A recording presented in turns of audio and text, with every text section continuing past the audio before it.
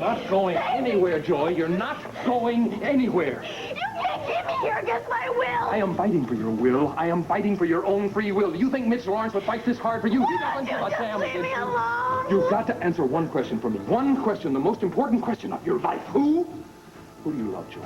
Who do you love? Do you love this pimp, this murderer, this pusher, or do you love your family?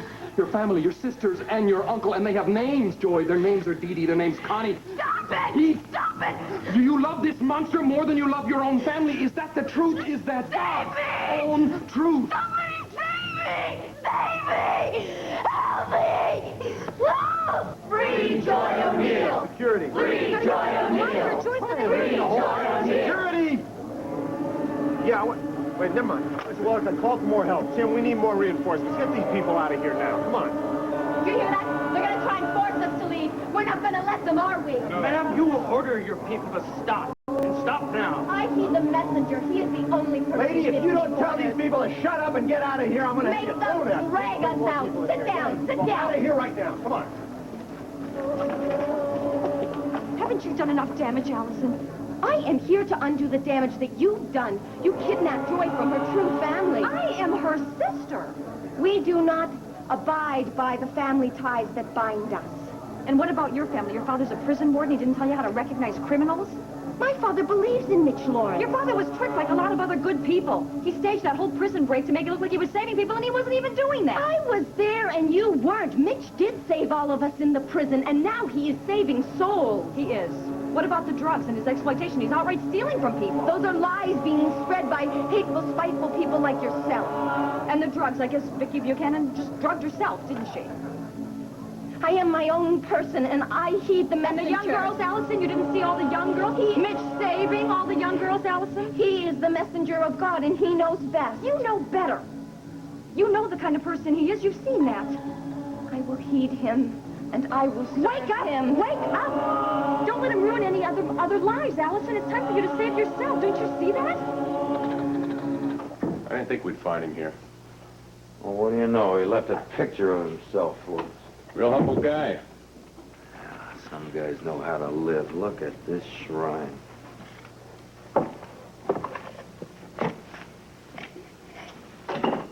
Oh, I saw a couple of guys do this on one of those TV cop shows.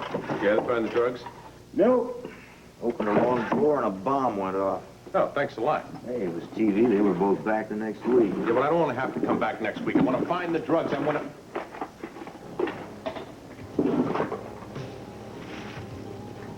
Fine. What was it they said downstairs? It's a robe worn by the chosen ones? Notches on his belt, that's all they were to him. So were my girls. They had names. They came from families. All we can do is keep searching. Find the drugs. We'll stop him. I don't want to stop him, Herb. I swear to God, if he walked through that door, I'd kill him with my bare hands right now.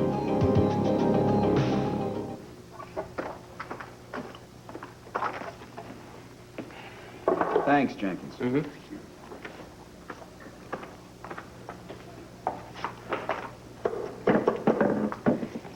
You've worked too long fighting evil. You don't see the evil in yourself. Look, miss, please, come on, huh? Sister Jane, you could be our brother. Yeah, I got more than enough family ready. Thanks. I got a job to do here, so if you just leave me alone, all right? Pretty much got it covered. And not in here. Well, we'll take another look, but nothing so far. I shall ease me of my adversaries and avenge me of mine enemies. The book of Revelation. Wrong. Isaiah 1:24. Don't quote scripture to me. I was raised in the church choir. Spread them, saith the law. Hey, Rafe's had some luck. Come on. Hey, I know you mean well. I'm not interested. Let me touch you and just and help you and... You guys come up with anything upstairs? Nothing we can use. How about you? I wish. You wish?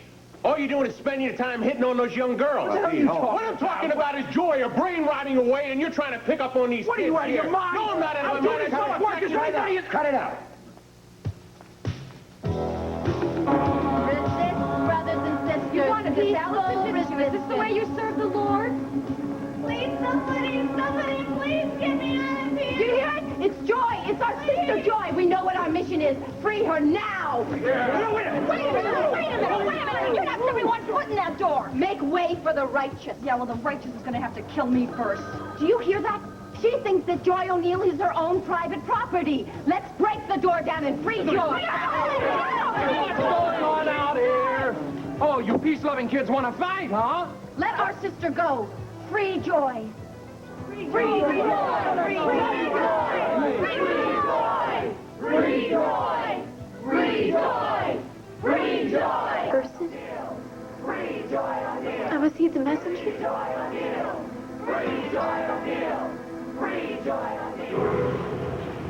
Joy, listen to me. Joy, look into my eyes and listen very closely. You must be your own person. You must act according to your own conscience.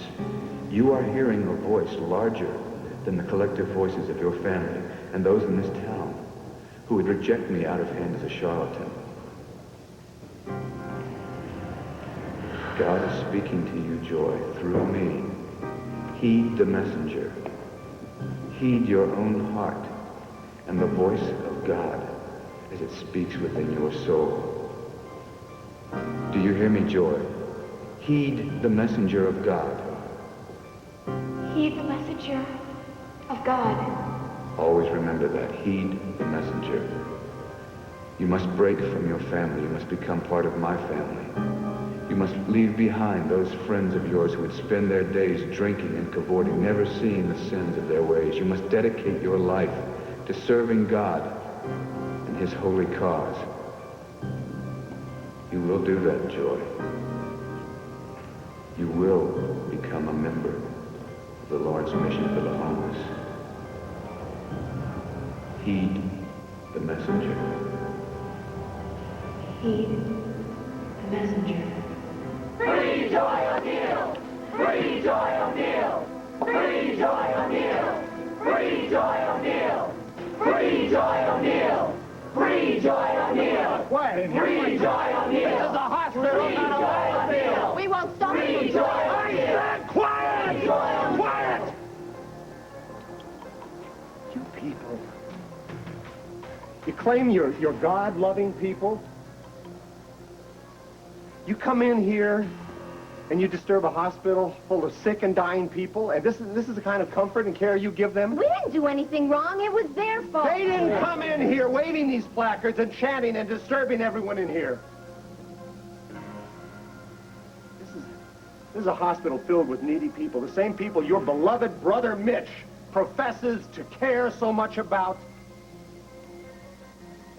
Yeah, why don't you go back to your mission? Meditate on that. No, wait. Sister Mary Lynn. Brother Ted, don't... Come on. Mary, thank you so much. Okay. What are you going to do? Take on a whole crusade by yourself? Well, you're a very persuasive man, Doctor. You will be welcomed at our mission. You are wasting your time. You know, you have chosen to merely cure the body when you could join with Mitch in curing the soul. Do you know, I never realized until right now the kind of power that Mitch Lawrence really has. Yeah, terrifying, isn't it? And to think that you could have been his chosen one. You could have had eternity in the palm of your hand. Well, that must be Brother Mitch now. Brother Adrian, it's the police again. Quiet.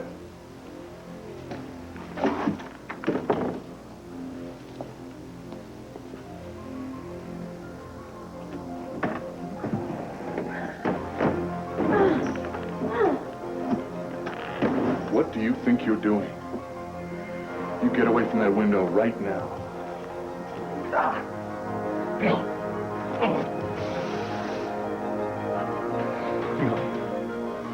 No. Brother Mitch has taught me patience. Sister Cassie? Go ahead. Were you going to climb out?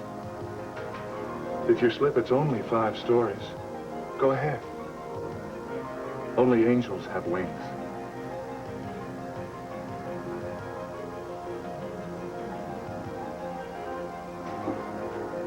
The man I used to be would have struck you down in an instant. But Brother Mitch has taught me patience. And now, we will wait here for him patiently. And we will let him punish you for what you've done to me.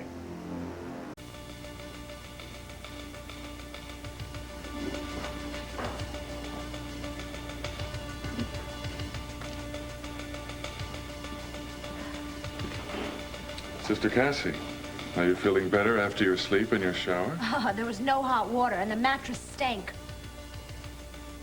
You know what'll make me feel better is some fresh air. That's the only thing. Well, I'm sorry. The only thing we can do there is wait for Brother Mitch to... That's him now, I'm sure. Brother Mitch, we've been expecting you. Bless you, Brother Adrian.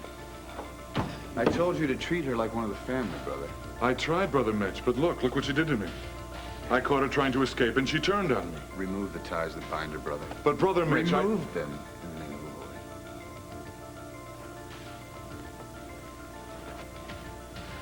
So you're back to your old self again? No, never better. That drug you slipped was worn off. So can you let me go now? Guess again. I have very special plans for you, my child. Rafe, look, I know your men have been out searching all night, so have we. Come on now, she couldn't have just disappeared. What do you mean, the river? No, Well, she's yeah. not. She couldn't be dead. She's not dead. Anything's possible, Rafe. Yeah, please, keep us posted. We'll call you for anything. Rafe thinks she's dead, doesn't he? No, he just has to look at all possibilities. I think Ben Carter had the best explanation.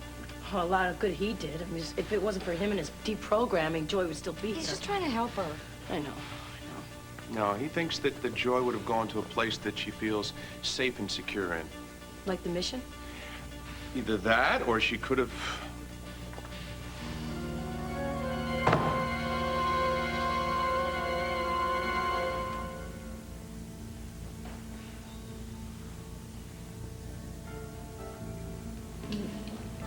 You're making this up. No, it's true. So help me, God.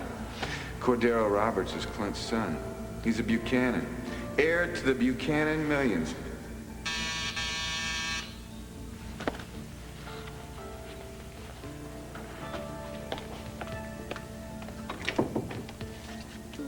Ma'am, come in. We have a lot of talking to do. Yeah, that's what you said on the telephone. You made it sound like a life or death situation. What is it, Tina? What's wrong?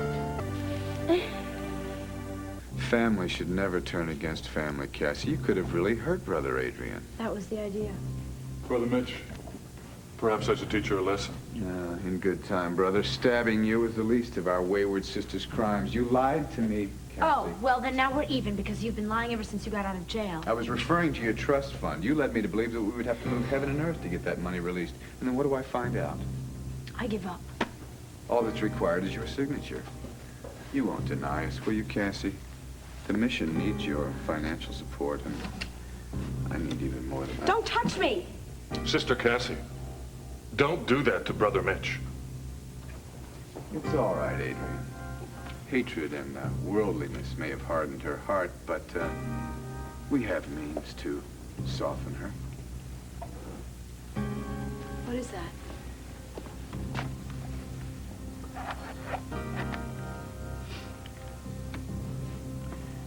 Some people see the light. Others must be forced to open their eyes. No way. You can't do that, sweetie. Let me get out of here. Get off of me. Let me go. Get off of me. Must save her soul. Let me How go. she resists. No. No. Say your prayers, Cassie. Stop. Let me go. Salvation. Should leave the two of you alone. No, please stay. Go on, Asa. Well, Mitch is desperate with the bad press he got. The drugs at the mission, the brainwashing, mind control, not to mention what he may have done to Joy and you. So how is he planning to respond? With a rally tonight, took a big ad in the Intruder, faith healer, brother Mitch Lawrence, alive and in person. You know, he's got everything going there but dancing elephants and tattooed ladies. Man's got nerve, I'll give him that. Well, it seems to me like he's just asking for trouble. No, honey, what he's asking for is money. See, the cops came up with nothing when they raided the mission, and now he's going to play the martyr role right up to the hilt. Yeah, in other words, he wants people to think that he's been the victim of some sort of religious persecution, right? Yeah, they're going to rake in the cash from every bleeding heart in town. I got half a mind to go to that rally. Asa. Oh, Vicky, what that snake did to you. He wasn't driving the car when I lost control of it. He slipped you the drug, didn't he? Jeopardize you and the life of my future son, a grandson?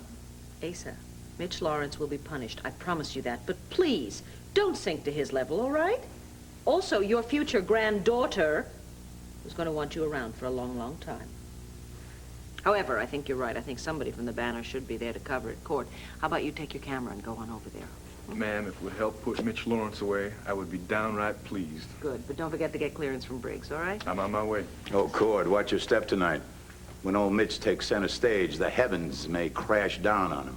Ooh, that sounds like a front-page byline photo to me. Bye-bye. You take care, huh? Asa, it's amazing. He is so much like Clint. I'd like to stay a little longer and chat, but I've got a million things to do before this evening. You mind? Before this evening, that means you're going to go to that rally after all, right?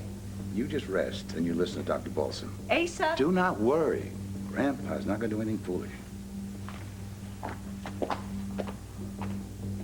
Since when, Grandpa? You've all got your leaflets? Yeah. Yes. Good. And you've all got your flowers? Yes. Excellent. Brother Mitch will reward each and every one of you for your careful preparation. Amen. Now, what he expects of us is that we go out on the streets and summon up the believers and the disbelievers and bring them to our rally tonight. Now, can we do that? Yes, yes. Now, can we sell every single flower so as to defray the cost? Yes. Sister Lucille, do you know that you are one of my most trusted followers? There isn't anything I wouldn't do for you. God bless you, child. I have a very special mission for you. I want you to go down to the Virgin Islands, take a little trip. Just think of it as a reward for your devotion, all right? But the name here is Cassie Callison. Are you questioning your mission? Oh, no, brother, I would never... Just go down there and enjoy the sunshine and warm weather and wait for further instructions. Will you do that for me? Yes. And you won't tell anyone about this? No. Oh, I knew I could count on you. All right. Okay. Go ahead now and do the Lord's bidding. Alice, oh, you were positively spellbinding. I couldn't have instructed the flock better myself. No, you prefer instructing one-on-one. Are you, referring to Sister Lucille? No, I'm referring to Cassie. Has she been initiated into the faith yet? Allison, beware jealousy. It is the green-eyed monster. And I suppose you prefer big brown eyes like Cassie's? I told you she needed discipline. I took her upstairs for that purpose and that purpose only. Only she isn't there now, and she hasn't been at the inn all morning, and neither have you, so the only logical conclusion is that Beloved, you two... my mission is based on faith, not on logic. If you believe my work, you must believe in me. I want to, Mitch, but that's pretty difficult when I think of you sneaking off somewhere with someone as unworthy as Cassie. Allison, I answer to no one but the Lord. Please open your heart and realize that there is only one true disciple. Who? Oh, do you really doubt my devotion? Well, I don't want to doubt you, but if I could only be sure that you loved me. Be sure. And know that I appreciate so much your efforts to make this event tonight memorable. Well, I know how important the rally is to you, I want you to continue that fine work now, okay? Go with the Lord's blessing in mind. Yeah. Brother Mitch, that call you had me make to the Virgin Islands just came through. You can pick it up right over there. Oh, thank you, Brother Ken. Don't dawdle. Don't dawdle now. Sell every blossom you can. On your way.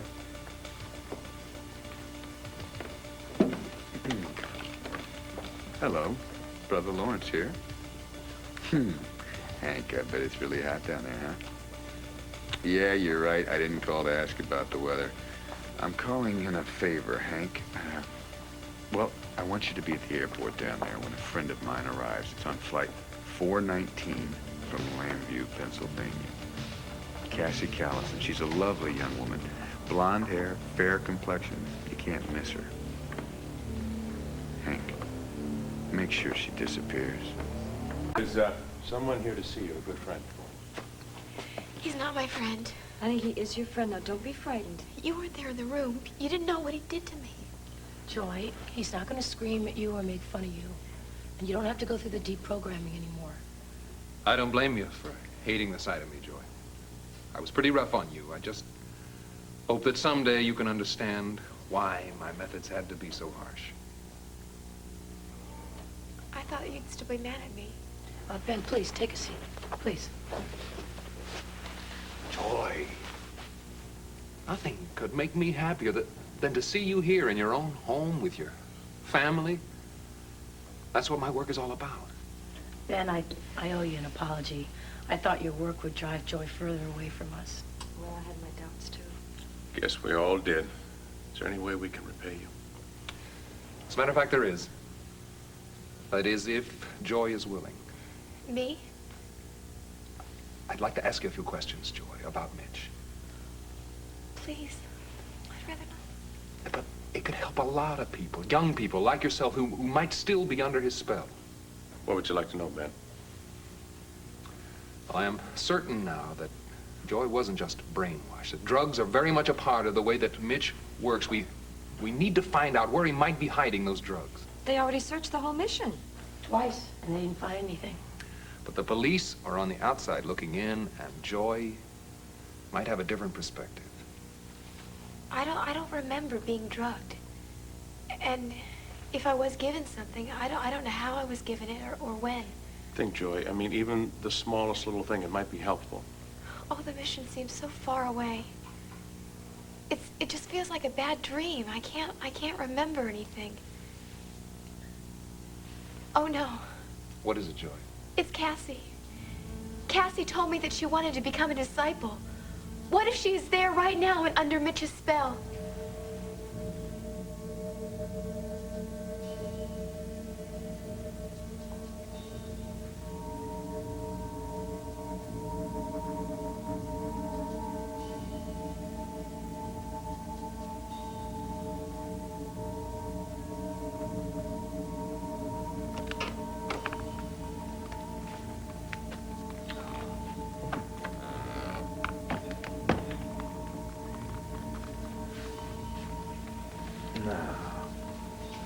That's more like it.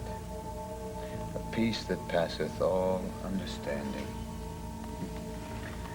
I hate to see the Hellcat in you tamed, Cassie, but you gave me no choice. You do understand, don't you? What do you want from me? Your obedience, Cassie. Now, from our past encounters, I know that you can't be left alone.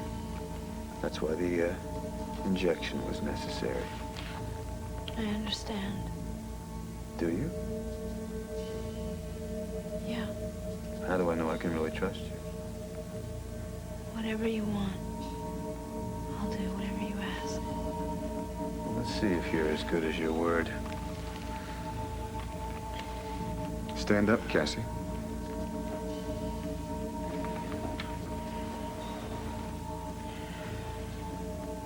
Look at me, Cassie. Kiss me, Cassie.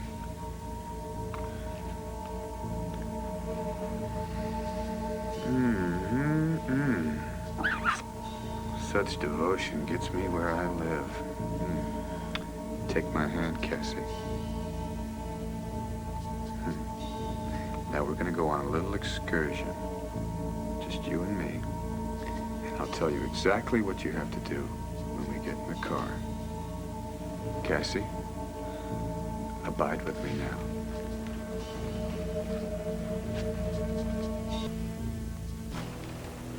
Oh, Miss Callison, I'm Wilson Lockwood. Won't you please sit down? I regret the need to make this a personal conference, but your request was a bit irregular. All I want is my money. Yes, of course, but when someone called the bank and would only say that he was your accountant, well, that wasn't sufficient authorization. We need your personal verification. I understand. Good. And as far as I understand, if you would prefer to have your guard wait outside. No. He has to stay. Well, your accountant said this concerns your trust fund. Yes, that's right. I want it. Oh, yes, of course. And according to my notes, you want the entire $3 million turned into a numbered Swiss account. That's right. And I also want some cash. From the trust fund? Yes. $100,000 before you make the transfer. Oh, that is a lot of walking around money, but are you sure? Yes, I realize that, except my guard. Yes, but... My guard will watch the money, and he'll watch me, too. And, Mr. Lockwood, the money's not yours. It's mine, and it's not the bank's. And I want my money. I want it now. As you wish, Miss Gallison. If you'll just be patient, I'll do the necessary paperwork and have the cash withdrawn. Oh, Mr. Lockwood, just the man I wanted to see. Oh, I'll be right back, Miss Buchanan, if you wouldn't mind waiting. Oh, not a bit. Well, Cassie, hi. I promise I won't take up too much of Mr. Lockwood's time. I just need to transfer some funds from my regular account to my studio account. How about you? How about me? Well, you're the last person I think I'd run into here. Aren't you supposed to be in the Caribbean? Who told you that? Your dad. He was really surprised when he got your note. But now that Joy's all right, I guess we could all use a vacation. Well, yeah, I'm leaving here as soon as I tie up my business. Well, don't get too comfortable down there, because I really want you to come to my wedding. You haven't heard about it already, have you? No. Well, you're not surprised at all. Most people are. Aren't you happy for me, Cassie? Something wrong. Cassie, are you all right? Cassie? Cassie, what's wrong? Cassie? Cassie, are you all right? With sports legend Joe Frazier, 2 p.m. Saturday. Waterside in and stop Mitch from speaking at his own rally, and then what? Figure out some way to get Tina not to tell Cord that Clint is his natural father? Oh, Asa, this is all some stopgap for the truth, and the truth is gonna come out one way or the other. Please, please. Stop going on. Help me figure something out. No.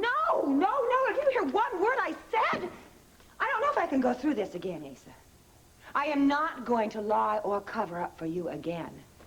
And your lying is as absolutely the most ridiculous thing I ever heard. I will never give up. Not ever. You hear me? I will not lose Clint over some mistake years ago. Oh.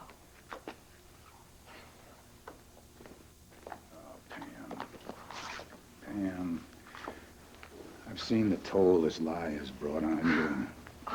I have made heavy demands on your honest soul. I tell you what, honey, any heat from now on I'll bear alone. And believe me, it's going to get real hot. Asa, I am so involved already. What am I going to do to stop?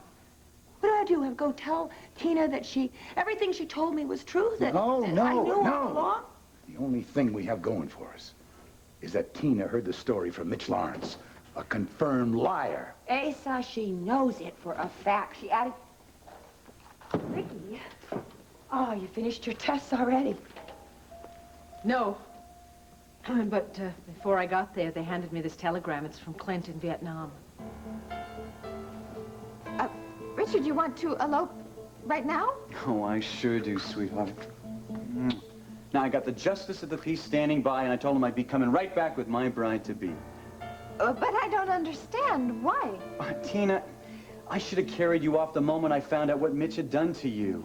Now, you're what's important to me now, not the wedding itself or the guests. So I got on the phone a few hours ago, and everything is in motion, including our honeymoon in the Caribbean. Yeah, Richard, could you wait just a minute? But, Tina, don't worry. I have taken care of everything. Now, all you have to do is pack. No. Why not? Because I don't want to elope with you anymore.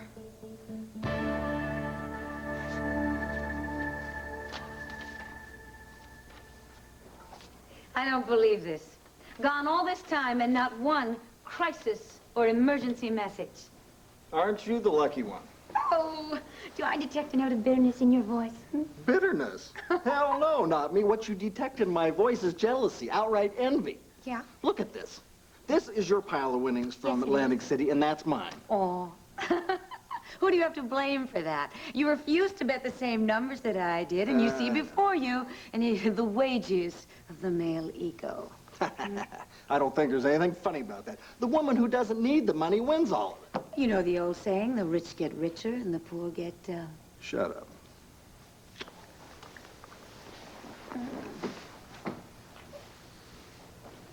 Sorry to interrupt, but your maid said, Brad? Never mind. Hi, John. Hello. You look upset. What's the matter? Have you heard from Cassie lately, like today? We just got back from Atlantic City, and there weren't any messages from her. Well, I'm sorry to have to tell you this, but I think she's in trouble. And this time, I think it's big trouble. Cassie, is something wrong? No, I'm just preoccupied, that's all. You seem a lot more than preoccupied. Are you ill? No, I told you, I'm just preoccupied. What were you saying? Well, I was telling you that Rafe and I are getting married. Rafe? Cassie, listen, we've got to get you out of here. You need to see a doctor right now. Come on.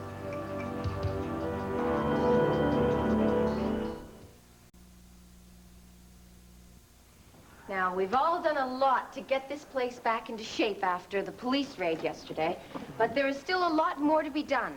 And Mitch is expecting all of us to work doubly hard to get this place into tip-top shape for the rally tonight. That's right, Sister Alice. And we have to make sure that we let them know about the O'Neill family wrestling Joy away from us, the work and the family she loves. Exactly, Adrian.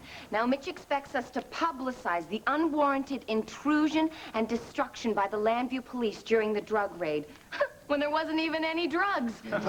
Right, so we all know what to do now. Yes. Okay, carry on. Alice? Oh, let me handle this one. But don't go too far away in case I need you, okay? What now, Mr. Roberts? Afternoon, Allison. Is your fearless leader around anywhere? No, I'm afraid he isn't. And as you can see, Mr. Roberts, we're very busy. But you probably know that the police tried to ruin us yesterday. Yeah, well, I want to see Mitch, but I can wait. I'm afraid that you can't. Look, you invited the press here for your big rally, didn't you? Well, I'm a working member of the banner. But the rally isn't until tonight. Allison, I'm not going anywhere. You might as well just accept that. Come on, Cassie. Delilah, no, I have to stay here. I can't go. Listen, honey, you can come right back. I have to stay. Why? Are you on some kind of medication or something that's making you act so strange? Miss Callison, I have your money here, and I'll be right with you, Miss Buchanan. No rush, really. Now, if you just sign these papers, we can expedite the transfer of your trust fund to Switzerland. And I have your $100,000 in cash right here. Miss Callison. Yes? Your signature? Now, shall I count this out in front of you? The money? No, my card has a briefcase. Yes, ma'am. Thank you.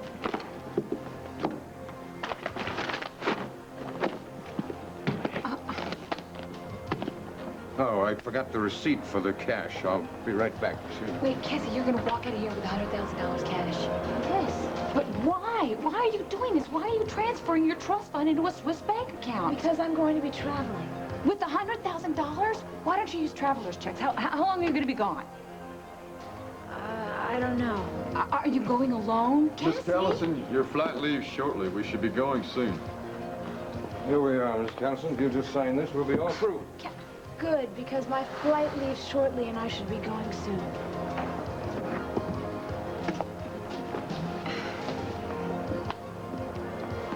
Thank you.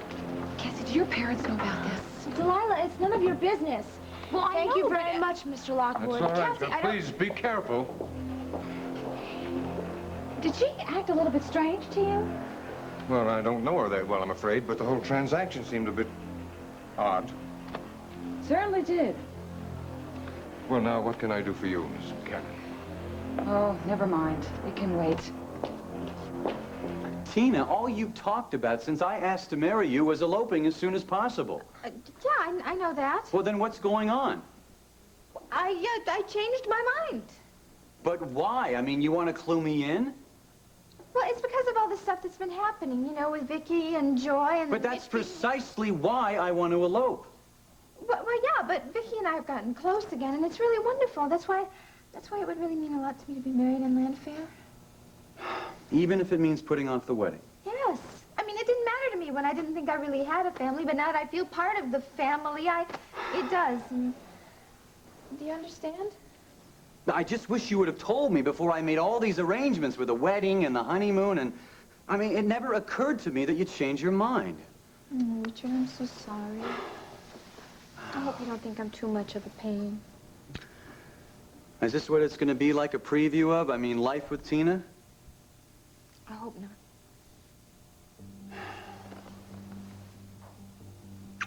Look, I tell you what, I got a great idea. Now, why don't we elope now, and then we can have a big family wedding later? No, I don't think that's possible. Tina, you aren't having doubts about us all of a sudden, are you? Call me when you're ready, Mrs. McKinnon. Thank you very much, I will. Oh, Asa, Pamela, I'm quite sure this is good news from Clint. Well, how can you be sure, honey? Maybe I should read it. No. No, it was sent to me in good and bad. I'm going to read it.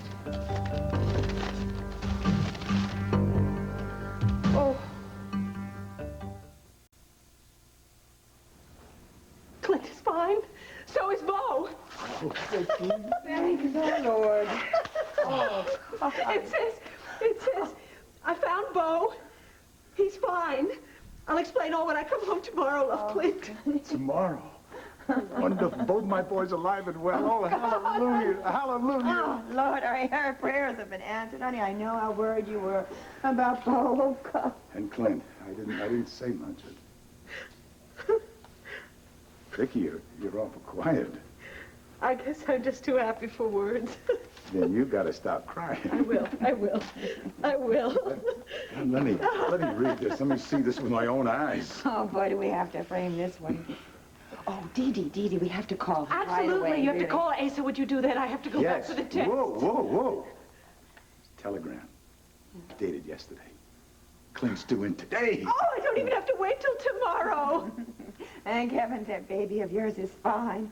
Oh, and Mitch Lawrence is lucky Clint didn't arrive yesterday. Please let's not even mention that maniac. I'm so happy. I'm so relieved. Amen. Pam, would you wheel me outside to find the nurse? Asa, get on the phone to Dee Dee. My pleasure, my pleasure.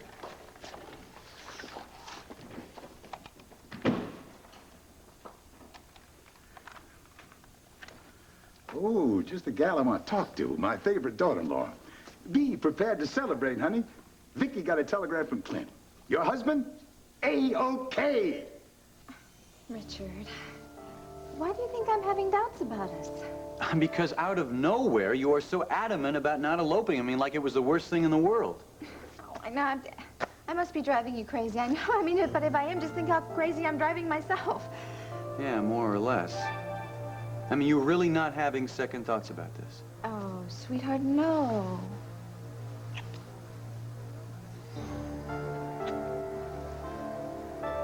All right, I tell you what we'll do. We'll wait till Clint gets back, and then we'll just have a proper wedding as planned, yes? Yes. Okay, but you know, Clint may be back next week, or he may be back sooner. Who knows? Really? Well, that's even better. Why don't you go on to your office and call the Justice of the Peace because you have to cancel the hotel and the plane reservations and... Well, I could do that here, and then we could have a nice, cozy lunch. Oh, well, that's true. That's so true. But, you know, I have an appointment to go have some more fittings with Delilah. I mean, I knew nothing about your big elopement plans, you know. True. Okay. Well, I will call you later, sweetheart. I love you. What about dinner tonight? I'll call you later. Fine. I love you. Yes, and I love you too, Richard.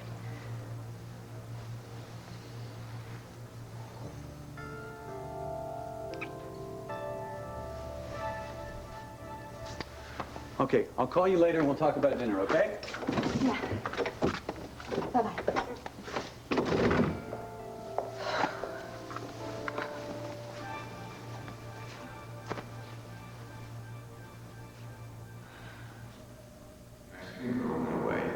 And she had her baby. It was a beautiful little boy. Now, of course, Asa never told Clint that he had a son. In fact, right now, Asa is terrified that Clint will find out. Well, whatever happened to the son? Oh, he grew up into a handsome young man. Yeah, he grew up thinking that Al Roberts was his real father. You're making this up. Oh, it's true, so help me. God. Cordero Roberts is Clint's son. He's a Buchanan. Heir to the Buchanan millions. Just think about it.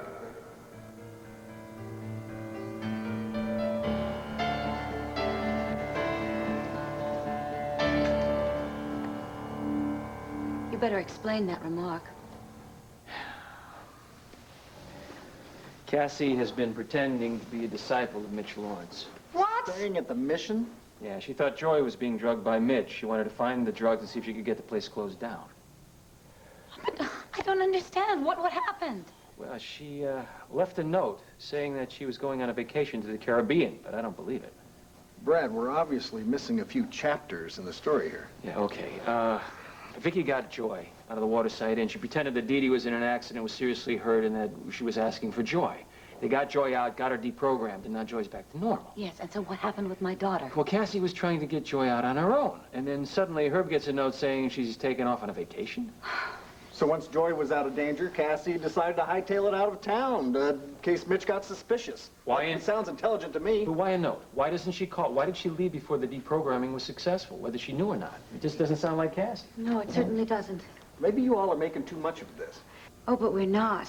You don't know Cassie the way that we do. If she said she was going to rescue Joy, she'd do it, even if it meant she's going to get herself killed. I don't think Mitch is going to kill anybody. He's too smart for that. He's not smart. The man is a pathological liar, a killer, or who knows what. John, what do you think we should do? Maybe I can check with the airlines and see if Cassie actually took the flight.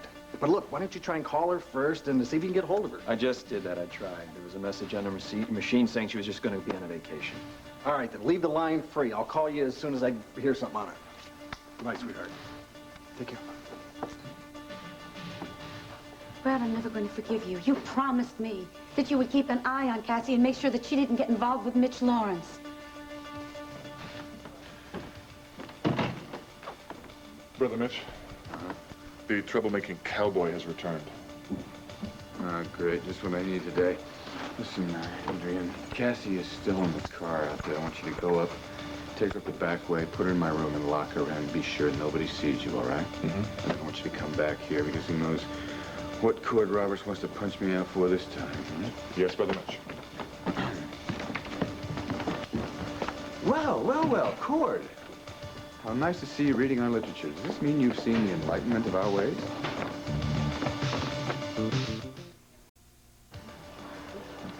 You'll never live that long, preacher man. Do me a favor, will you, please? I don't have another cheek to turn, so could you hit me someplace else today? Why don't you do yourself a favor, huh? And you try not to provoke me, huh? Look, I'm here as part of the banner. Come to your big rally. Oh, and Cord, the rally doesn't start for hours. And to take a look at some of your disciples. Try to get a feel for your whole operation here. See if some of these folks aren't high on more than love and religion. Oh, Cord, haven't you heard? The police were here. They tore the whole place upside down. They didn't find a trace of drugs. Yeah, well, I also heard that you weren't around when this happened. Now, I just have this crazy feeling that maybe the drugs are on you. Oh, I must say, Cord Roberts, if God sent me anyone to test my patience, it must be you. But good things come to those who persevere and wait. Yeah, well, I can't wait until the devil gets a hold of you in hell, pal. He's gonna have a field day, especially if the punishment fits the crime.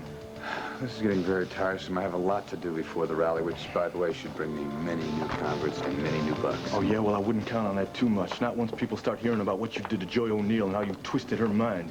Poor Joy. They stripped her spirit and left her soul bare. Allison. Oh, Mitch, thank heavens you're back. Now, things are still in a little bit of disarray, but we'll be ready for the rally tonight. Beautiful. Listen, I would like you to let Cord follow you around at will, okay?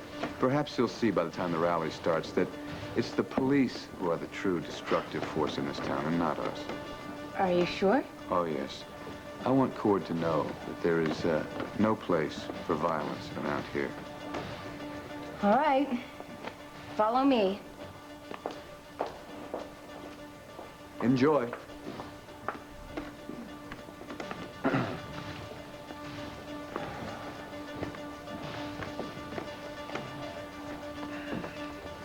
Brother Mitch, Sister Cassie is in your suite and very quiet. Very good work. And now for another problem. Cord Roberts. You told me you'd make sure that Cassie stayed away from Mitch. She lied to me. She lied to everybody. The only reason I found out is Connie went over to the Waterside Inn and found her pretending to be a convert and she threw a fit. Then Cassie confided in her. Honestly, what does my daughter think she is? St. Joan in modern dress? Well, I hope she's on a vacation in the Caribbean, but I seriously doubt it. Dorian. Delilah, yes. Hello. Hi. Hi, Delilah. How are you? Well, I'm fine. Listen, I just came from the bank. Dorian, did you know that Cassie is transferring her money from a trust fund into a Swiss bank account and is leaving town right now with $100,000 cash? Oh, Pamela, Dee Dee was crying so hard I almost cried myself. Now, I've got one son I can hold on to if this whole thing blows up the cord. I'll get this. Vicky Buchanan's room? Asa? Yes, who's this? It's Tina. Tina Lord. I figured that out. Yeah, presuming you've talked to your wife, you know why I'm calling. I'm here visiting Vicky. I have no idea why you're calling, Tina. Well, I suggest you call Pam before you come over. Look, I am very, very busy. Asa, you don't want to miss this conversation. It's the most important one that you and I are ever going to have. All right, being a curious fellow, I'll come over, find out what's going on. Do that. I'll be waiting for you in my suite. What does Tina want? Well, she wants me to come on over and take a wild guess why. One Life to Live will continue in a moment.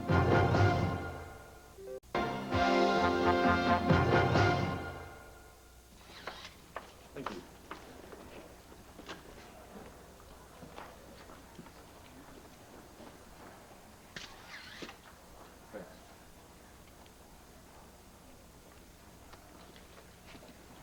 Allison, Yes, Mr. Roberts? you think I might ask you a few questions? Well, as long as I can continue to work while I answer. Fine. I've been watching you for a while, So I've noticed. and I've been listening to you talk to some of the others. Now, I get this impression that you're a very intelligent young lady, and you're probably well-educated, too. Both are true. Well, if that's the case, then why are you being some kind of a slave for someone like Mitch Lawrence? I am not a slave, Mr. Roberts. I am here of my own free will. Yeah, well, that's the other thing. You're also the only one around here who doesn't look like she's all spaced out. Now, that's got me thinking that maybe Mitch isn't drugging you like all the others, and that's really confusing When are me. people going to stop talking about these non-existent drugs Mitch uses? Look at these people. They are here because of Mitch, not drugs. I mean, take me, for instance. I was a fairly aimless person until Mitch started the mission. And then I knew, without a doubt, that my place in life was next to him. Because of Mitch, or because he's supposedly teaching the Lord's word? Both. Yeah, but in what order? Look, Allison, this is all off the record because I'm just a photographer, not a reporter. Now, I know that Mitch can be a very convincing guy, and he's good looking, so I can see how a woman would fall for him. Like Tina, the lady you fell for? Yeah, okay. I'll be honest with you. The whole reason I came to land you in the first place was to be with Tina, because I fell for her real hard. Is that why you're here? Because you fell for Mitch? Yes. You see, I met him when he was in Statesville, and I had never met a man like him before. He touched me so deeply. And you've never had any doubts about his sincerity, not while he was in prison or since he's been let out? No, never. Allison, I think I saw a trace of doubt in your eye there. No, you didn't. I was thinking. I wanted to be 100% sure of my answer before saying it. And what about his sincerity about Joy O'Neill? Look it. Joy is a victim of her family, of society, not of this family. She was very happy here. She was at peace. I mean, who knows what's happening to her now? Who knows what evil things they're making her say about us? And what happens if it's proven that Mitch is a phony and a fraud? Do you still continue to have your blind love for him? From what I hear about Tina, you'd have to be pretty blind to be in love with her, too.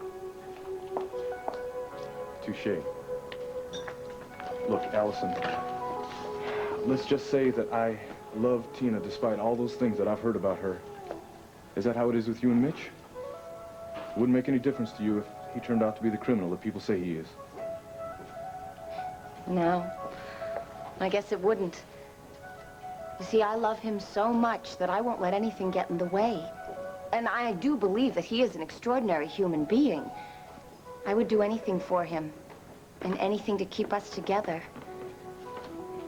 If you'll excuse me, I have to check on the other people now.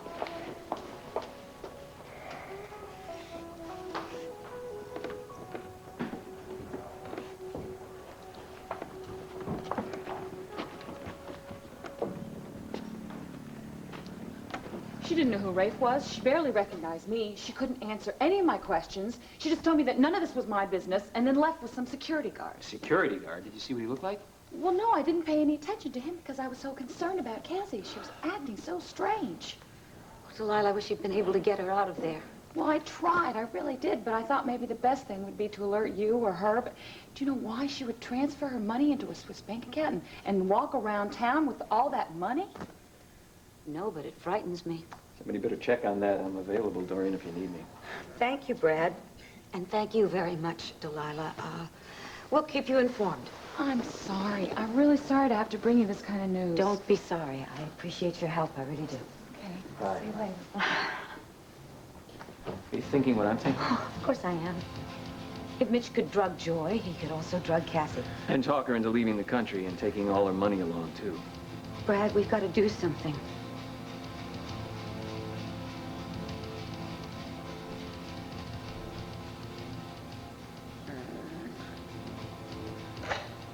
Oh.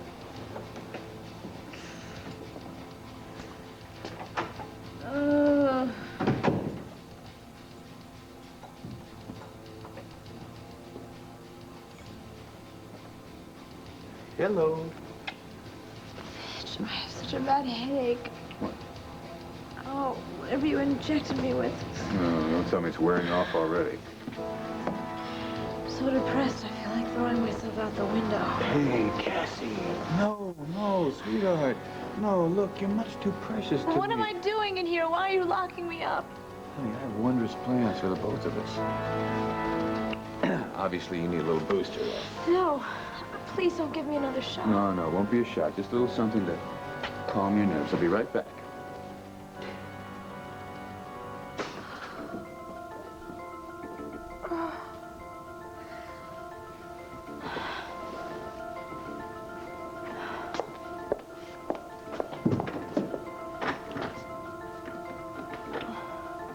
We're going away soon, you know. You do like to travel, don't you? I just want to go home. I don't understand. Here you go. You take that, okay? I promise you, in about 5 minutes, you're going to be feeling much I better. don't want You'll to be all... drink anything else. Please get it away from me. Cassie, if you don't drink this of your own free will, I'm just going to have to go get Adrian to make sure that you get it down. Please, make it easier for both of us, okay? Come on. That's a good girl. Oh, yeah. Yeah, thank you. A little more, a little more. Good. Thank you, Cassie. The Lord blesses you, my love. Okay. Now, listen. I'm looking forward to the time that this won't be necessary, when you'll just really want to be my assistant and my lover. I can't tell you. Right now, I need you to lie back down here, okay? Right now. Just let the drug do its magic. That's good. Good. What are you going to do? Well, I'm going to write a little note to somebody, something I have to do before we leave town.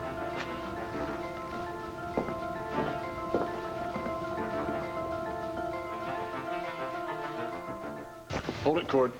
Oh, great, you again. There's nobody allowed upstairs except the family. And why is that, Adrian? I don't know. Brother Mitch's orders. Well, I'll tell you what, I haven't been upstairs yet, so I'd like to go up there and take a look around. If you'll excuse me, huh? Don't do it, Cord.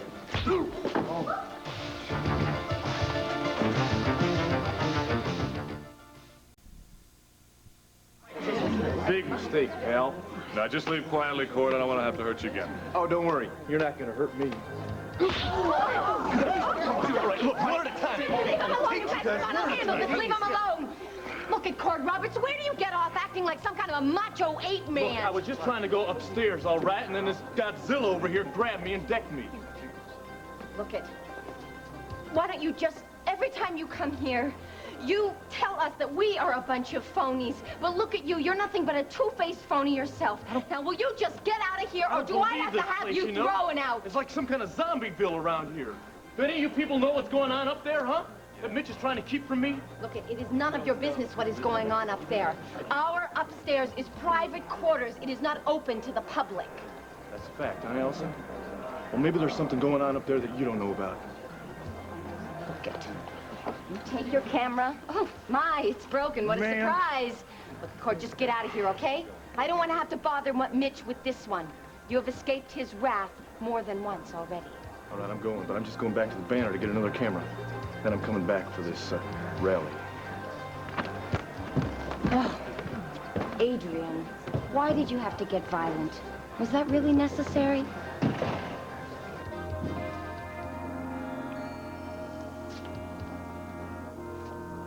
Dear Vicky, I know you've hated me since the reemergence of Nikki Smith. So, to make up for my part in bringing her out, I'm giving you the following information. Every word of it is true. Cordero Roberts is actually the love child of Maria Roberts and your husband, Clint. When Maria was pregnant, Asa paid off her mother to get Maria out of town and away from Clint. He doesn't know that Cord is his son. Sorry, I'll be leaving Landview shortly and can't tell you more. But Asa can fill you in on all the details of his infamous act.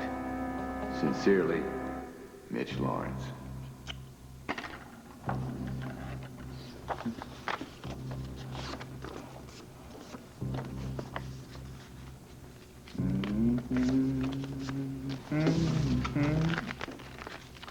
How sweet the sound that saved a rich.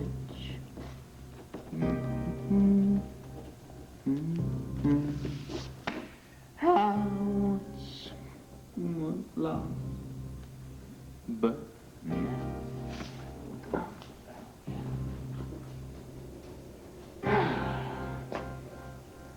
well, how you feeling? How's the headache? Is it all gone? So am I. Whoa, whoa. What, are you floating out there in heaven somewhere, huh? Mm-hmm. My little sweet? All peaceful? Mm-hmm. Well, I guess this would be a good time to tell you my plans for the two of us.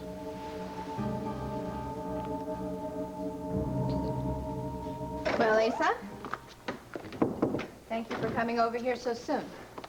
I called Pamela to find out what you were talking about. She told me. I damn near fainted dead away, and then I realized how slippery that Lawrence is, I mean, he's the only one to come up with such a bizarre tale. I don't think it's so bizarre. In fact, it makes a lot of sense out of things that never made sense before. Tina, Mitch Lawrence is a convicted murderer and liar. You're not seriously thinking of believing him? You're not seriously thinking of going on with this pretense that it's all a lie, are you? Damn it, it is a lie! Maria and Clint don't even know each other. There's no way Maria could get pregnant by Clint. You don't believe me, huh? Come on. Call her. Ask her.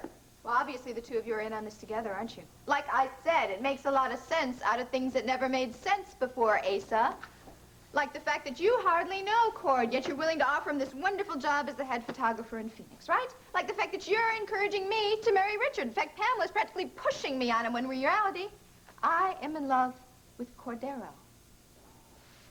What do you mean? You could have married Richard. You love Richard. Yeah, I love Richard. I do love him. I love him like a sister. I don't feel the same kind of love and passion for him that I feel for Cord. Do not be a jerk, Tina. Marry Richard. Get everything you desire in life. Oh, come on, Asa. I hope you realize that you are only convincing me more that Cord is Clint's son. To take the word of Mitch Lawrence over me. Forget me. Over Pamela. Yeah, what about Pamela? You know, how you convinced a wonderful, honest woman like that to go along with this is beyond me, but back to the point. There is no point. Oh, yeah? Well, how about the point that Al and Maria followed Cord up here the very next day to bring him back home? How would I know? What do you ask me for? Fine. Fine, I suppose all this can wait until Clint comes back. And then I will tell him what Mitch told me, and then he can speak to Maria himself. You no good,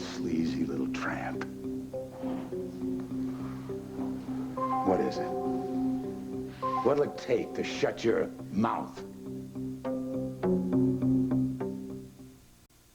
Oh, Vicky, this is great. Isn't it thrilling, Richard? Isn't it fabulous?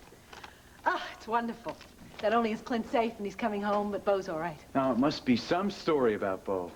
I mean, him being gone for months and nobody had heard from him. It's just too bad Clint didn't say that Beau was coming back with him. Yeah, I know. I can imagine how Dee Dee feels. But I can't wait to see him. Oh, he's gonna be mad at me, too, when he finds out what happened. But then he'll be happy because I'm safe and the baby's okay. Yeah, well, I don't know who to scold first, you or Tina. Neither one of us. Come on, Joy's safe now. She's back in her right mind. Hmm? Yeah, well, at least one young lady is. Tina certainly isn't. What does that mean? Well, I go to see her. Big surprise. Tina, darling, we're gonna elope right away. I mean, this is what she's wanted for weeks, right? Right. She turns me down. Well, she says that she wants to wait for a big family wedding at Landfair, and it is all your fault. What did I do? She says she's truly your sister again, a part of the family. So now she wants to wait for Clint to come home so that everybody in the family is there. Oh, you poor thing. But, I mean, it's kind of sweet, isn't it? And maybe it's another sign that she's coming out of that awful period when she was only out to deceive and manipulate everybody. I know. And I finally agreed, but I gotta tell you, my heart was set on being in the islands on our honeymoon. Well, one thing's for sure about Tina. Life will never be predictable, will it? No. That's one thing it will never be. Oh, Vicky, I must tell you, it's so nice to hear you not frown and talk bad about her. I mean, I've really missed our closeness. I mean, you and I have always been close, but I don't know, this whole Tina issue has sort of put a wedge between us. Well, I think enough time has passed, that's all. And now with Tina's willingness to help Joy, I see glimmers of that young girl that I used to like very much, and I hope maybe that young girl has come back, maybe this time for good. Oh, she is, Vicky, I promise you. And not only are we going to be happy and in love for the rest of our lives, but as a family, we are all going to be happy. You got it wrong, Asa. I don't want anything from you. Who is kidding who? Yeah, but Cord deserves a whole lot more from you. You have denied him his rightful Buchanan name all his life, as well as denying him all the rewards and the opportunities that go with it. He was brought up by a fine man, Al Roberts. As good a man as Clint. And they were not poor, Tina. I made sure of that. I gave them a life they otherwise would not have had. But why? He said Clint and Maria loved each other, didn't they? Kids love. Baby. Are you loco?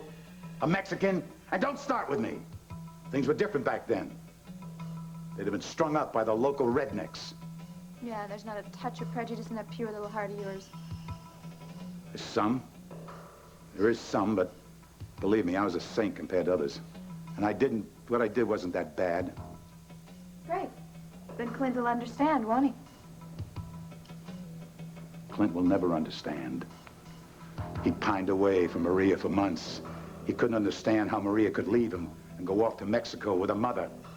That's when he decided to leave me, go on his own, 16 years old. It's taken you this long to get close again, hasn't it?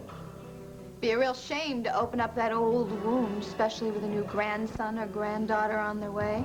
So tell me, Asa, how much have you paid Maria to keep her quiet? Maria knows how much chaos will be brought down on us if Cordero ever found out. So she's going along with this white lie. Yeah, some white lies. All right, Tina, we're off the track. What do you want? I want for Cord what is rightfully his as a Buchanan. Oh, finally. We come to the bucks. Claiming he loved Cordero. Bull!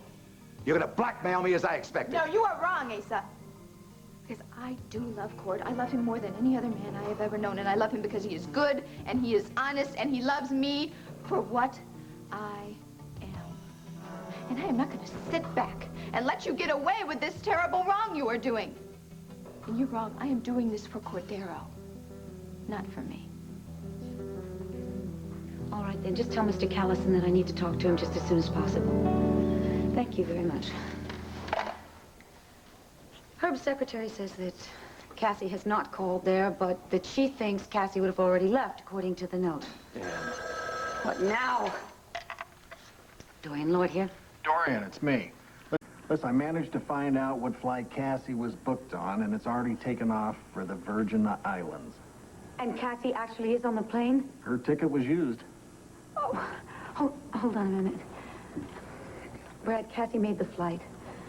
All right. Ask John if Cassie was traveling alone or perhaps with Mitch Lawrence in disguise.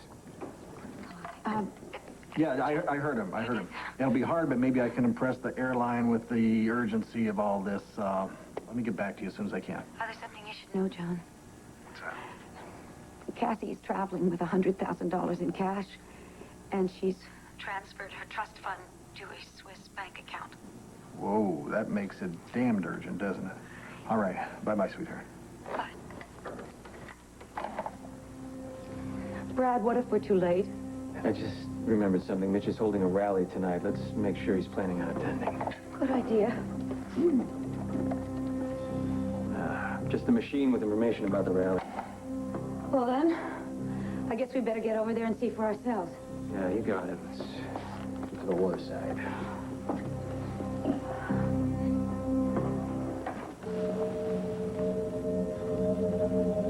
Oh, is it possible you're even more beautiful with this flower crowning your hair? Am I going to be your special one tonight? Oh, no, Cassie, not just tonight.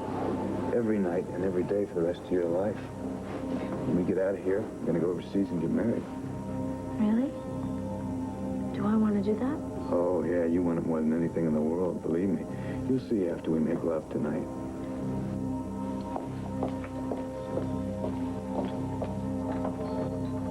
Now, sometime during the rally, I'm going to hand the microphone over to some of the disciples. I'm going to come back upstairs while everyone downstairs is carrying on about Mitch the Messenger. I'm going to be making you Mrs. Messenger. Do you like that? It's great, isn't it? We're gonna start our union tonight. We're gonna fly to Europe around midnight, and then we're gonna live in luxury as Mr. and Mrs. Lawrence. On your trust fund, of course.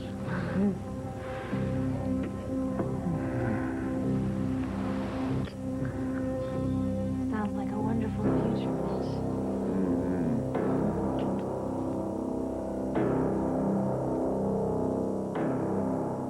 7:30 tonight.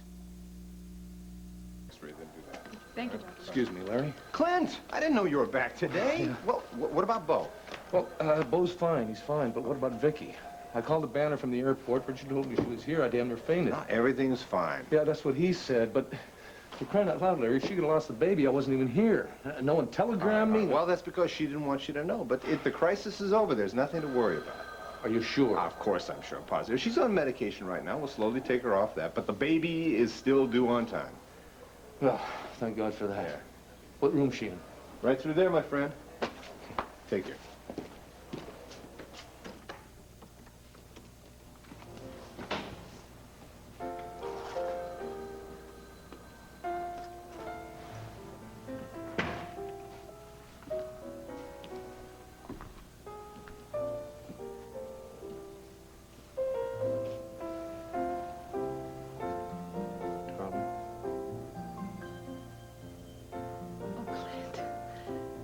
You're home.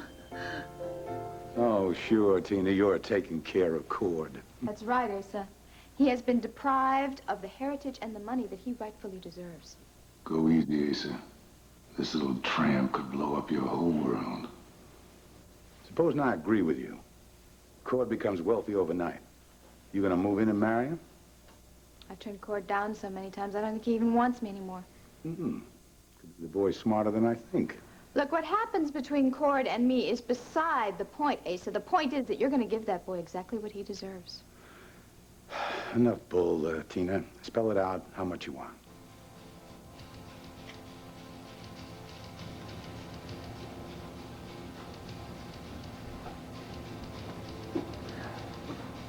Mitch, are you ready? Oh. Cassie, come here. Oh, even I, with my vivid imagination, couldn't picture how beautiful you would look in this teddy. You know, I think I'm just going to forget about this rally and make you my bride right now. Oh, wait a minute, you can't do that. Because all those followers are waiting for you downstairs, and You're gonna make so many new converts today. You know, I wish I cared about that, but I gotta confess, old Mitch is kind of losing interest in the Lord lately. He's gaining a very healthy interest in you and your terribly pure soul and your terribly alluring body. And, of course, all my money in Switzerland, right? You know, this might be the first time in my life I have ever said this to a woman. In fact, I'm sure it's the first time. Cassie, at this moment, I am actually more interested in our love and our physical union than I am in your bank account.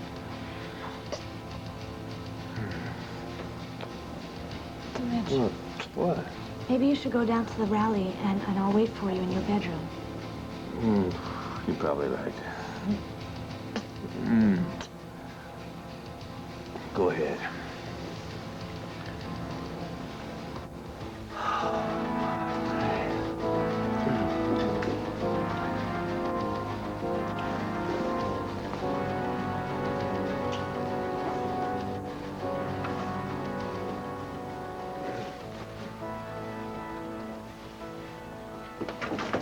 Hey, wait a second. What the hell are you doing, huh? Allison? What? Leo, just let me go. You mind telling me what's going on here?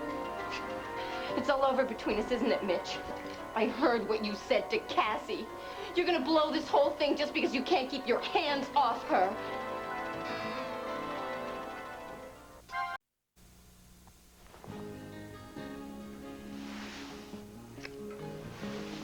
Oh, honey. Oh, Clint, I missed you so much. I missed you more. I'm big for you.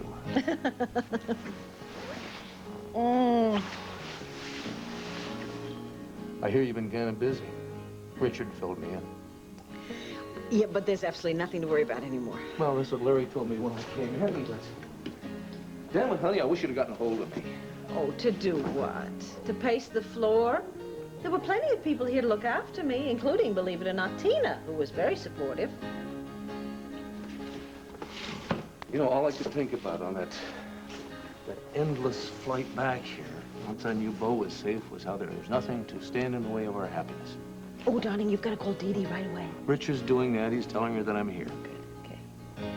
And then I got to feeling very guilty about running off to that jungle and leaving you here all alone, and how wonderful you were to understand that only my brother's life being in jeopardy could have made me do it. Of course, darling, I know that. Yes, and then I come home and I find out you've been in a car accident, sweetheart. And you could have lost the baby, and without me around. Look, why don't you just concentrate on the fact that the baby's fine, and she is still right here where she belongs. He. She. Anyway, Larry assured me that he won't be making any premature visits upon us. Okay. No, he won't. She won't. Actually, I'm a little surprised you're not angry with me. Although I suppose when the shock wears off, you'll get around to that. But, darling, I have to tell you this. I had to do it, all right? And I realized that it was entirely my fault what happened, but I had to. No, wait a minute. Wait a minute. I don't understand what you're talking about. Why should I be angry? And what do you mean you had to do it? Had to do what?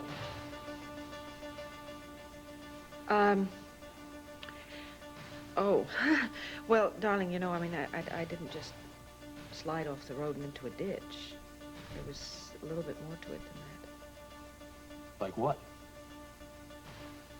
Well, come on, honey. What is it I don't know? Clint, you saw Bo, you talked with him, you know for a fact that he's alive? Allison, this jealousy of yours is really getting out of control. No, Mitch, it is your ego that is totally out of control. What do you think you're doing in there, drugging Cassie? And now you've got your hands on her money? What makes you think you were going to get away with this sort of thing? I'm not drugging her, and she contributed her trust fund of her own free will. I heard you talking to her. I know you're planning to fly away with her after you make beautiful love tonight during the rally. Allison, when are you going to learn to stop doubting me? What I said in there was for her benefit. She wants my body. She wants to marry me. I'm afraid the poor thing's falling madly in love with me. When are you going to stop lying? Would you keep your voice down? What are you trying to do to me? Look, I'm Allison, Mitch. I'm not the Landview police. You can tell me the truth. You can confide in me. Let me help you. I am not planning to run away with her. I just said that to placate her. It's you I'm gonna run off with at some point. Well, I think that some point better be pretty soon before this whole thing blows up in your face. If anyone sees Cassie in your room tonight... No one will see her. You're the only one who knows, and I am counting on you and your love to keep it a secret from any inquiring minds. I don't know what to do. I believed in you, you know, and I love you very much. Still believe in me. Keep on loving me. Even though you're lying? What, my detractors finally gotten to you? No, Mitch. I told you, I heard you talking. I know the truth. Now, that doesn't mean that I don't love you anymore. I'm just very confused. That's because you don't trust me anymore, so you're floundering the way you were when I first met you. Now, I want you to listen to me. I am your answer, sweetheart. After this rally, we're gonna get together, we're gonna sit down, we'll talk all this out, okay? I don't believe you. I can't believe you anymore. You are gonna sneak off with Cassie tonight, and I can't let that happen, Mitch. I won't. Look, I don't have time for this. If you don't mind, I will take this dangerous little toy. Thank you. Listen, I'm certainly expecting you to be loyal to me, at least until after this rally tonight. You know? What's wrong? Wasn't I enough? Or maybe I'm not rich enough, or maybe I'm not beautiful enough. We're going to your room. You are going to get yourself together, and then we are going downstairs, young lady.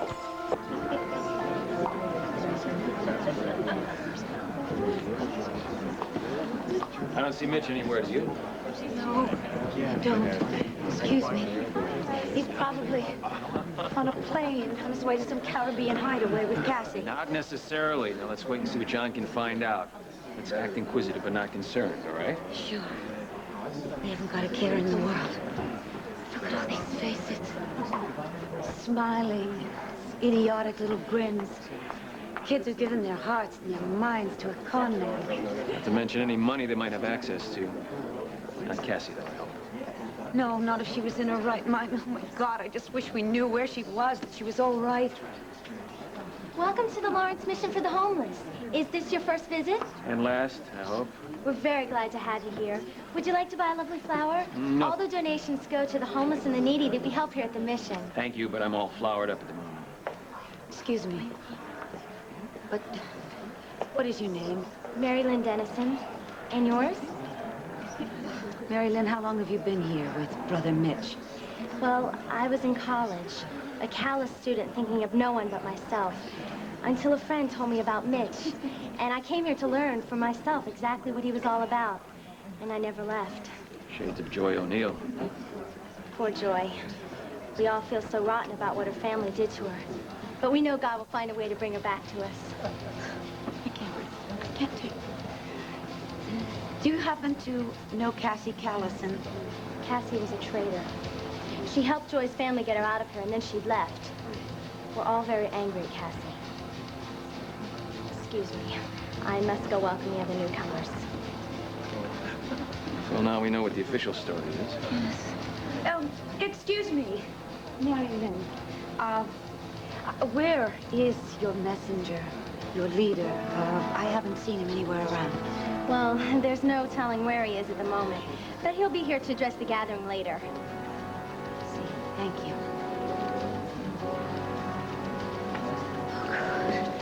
I know it. He's on a plane with my daughter, I'm sure of it. Oh, God. Here we are just standing here waiting for him.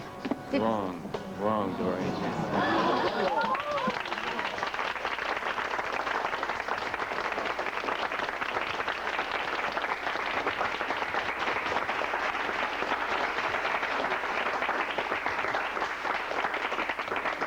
Excuse me, Allison. Bless you all. Bless you. Thank you for coming. Thank you so much. Dorian, Bradley. What an unexpected gift from heaven. My, but this certainly does round out an absolutely perfect day. Cordero deserves to be in your will, Asa. My will? What have you in mind? I sign, you get me bumped off, Cordero collects his inheritance. Look, what the hell do I say in the will, huh? To my grandson Cord, I bequeath Look, it's not going to matter much to you when you're lying in a coffin. You won't know how upset Clint is, but I would think while you're alive, you would like to keep Clint as your son. You may have me all wrong on this. I may just tell Clint, take the consequences, eventually work it out with him. Asa, this isn't poker, and I'm not fooled. Look, if Clint did find out, he'd insist that Cord be part of the Buchanan Empire. So you're going to pay either way. Okay, fine.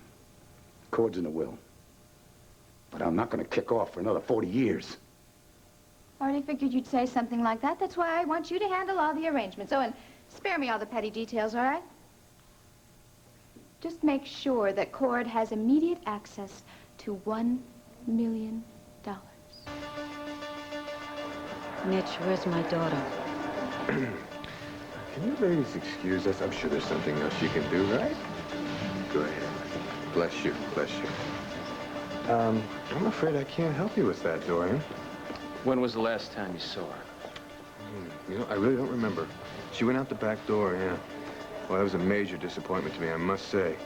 I thought that Cassie had come to see the light of my truth and conviction, but obviously she was just interested in getting her friend Joy O'Neill back home and miserable again.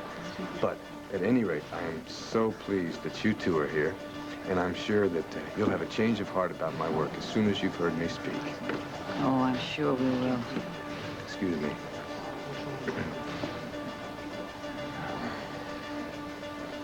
I'm scared. I really am scared. I'm beginning to think that Cassie isn't on that plane. Unless he does have her under his control and sent her on ahead of him.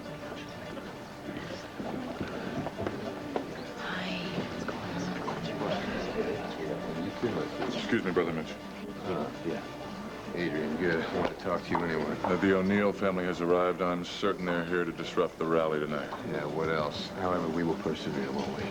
Listen, this is what I want you to do. I want you to keep an eye on them, and also Brad Vernon and Dorian Lord right over there, okay? Particularly Brad. He's a very sneaky individual, and don't allow anyone to go upstairs. Understand? I can handle that, Brother Mitch. Oh, I know you can handle it. I know you can do anything I ask. Yes, indeed. I know you are my true and loyal disciple, Adrian.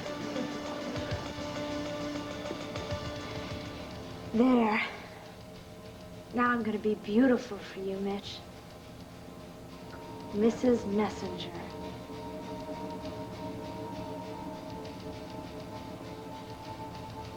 Cassie. Cassie. What am I doing here?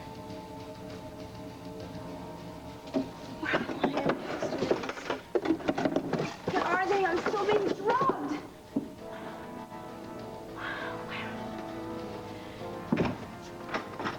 Help!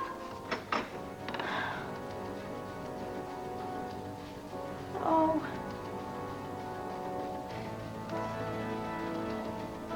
Mitch. My Mitch.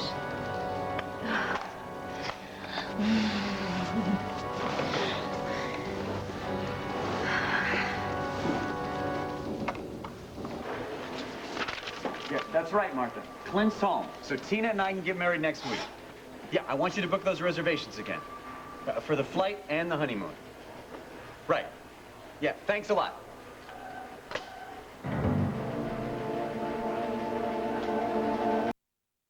I didn't realize you were standing there. What difference does it make? Wouldn't have changed your plans any, would it? Oh, come on, Cord. We're not going to have another go-around about Tina, are we? I guess she didn't tell you about the discussion we had, huh? No. In fact, I thought you were staying away from her. Yeah, I am. I told her that I was going to respect her decision to marry you. I'm not going to be bothering her anymore. She said she could be happy with you, Will. All I want is her happiness. Well, that's very generous of you, Cord. Just dealing with reality. Anyway, I was over at the Waterside Inn today, and I needed to come back here. Well, that's right. You were covering the rally, right? Yeah. My camera was broken, so I came back here to get a replacement, but I'm headed back there now. Well, what happened? You drop it, or? Yeah, with some help. What does that mean? Now, wait a minute. You didn't get into another fight with Mitch Lawrence, did you? Hey, look, one of his flunkies took a swing at me. I was just defending myself. I think we better forget about this assignment altogether. Now, wait a minute. I can handle this. Look, Cord, if you can't control your temper, then you can't act as a professional. Now, this is an event that we're reporting, not a personal vendetta of yours. All I was trying to do was get upstairs and see what Mitch Lawrence was up to. Now, I know that he is doing something up there that he doesn't want people to know about. His flunkies went crazy. They would rather tear me apart than let me get up those stairs. But why did you have to force it, Cord? You're a photographer, not a one-man army. Look, I'm sorry. I'm gonna have to assign another photographer. Richard, I can do End of discussion. Now I'm through for the day. If you don't have any other work to do, you can take off too. I need to look at some negatives. See you tomorrow. Yeah.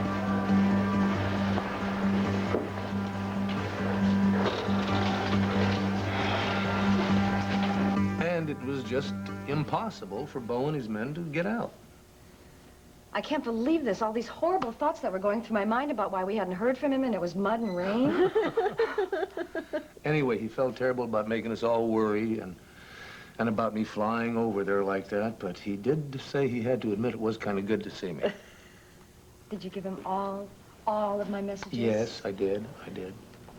He said it shouldn't be too much longer, honey, but he can't make any promises. But you don't feel we need to worry about him anymore, do you, darling? No, the NAM government is staying out of it, and there shouldn't be any trouble. I don't mean for this to sound selfish, but did you try to talk him into coming back home at all? Well, honey, he brought that up himself. It's just that he feels they're so close to finding his buddies, and they put so much time and effort into it already. I know. I can't help but want him here, though, you know? Of course you can't. We understand that. Oh, I almost forgot.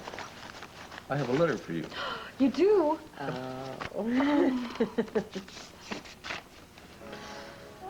My darling Dee Dee.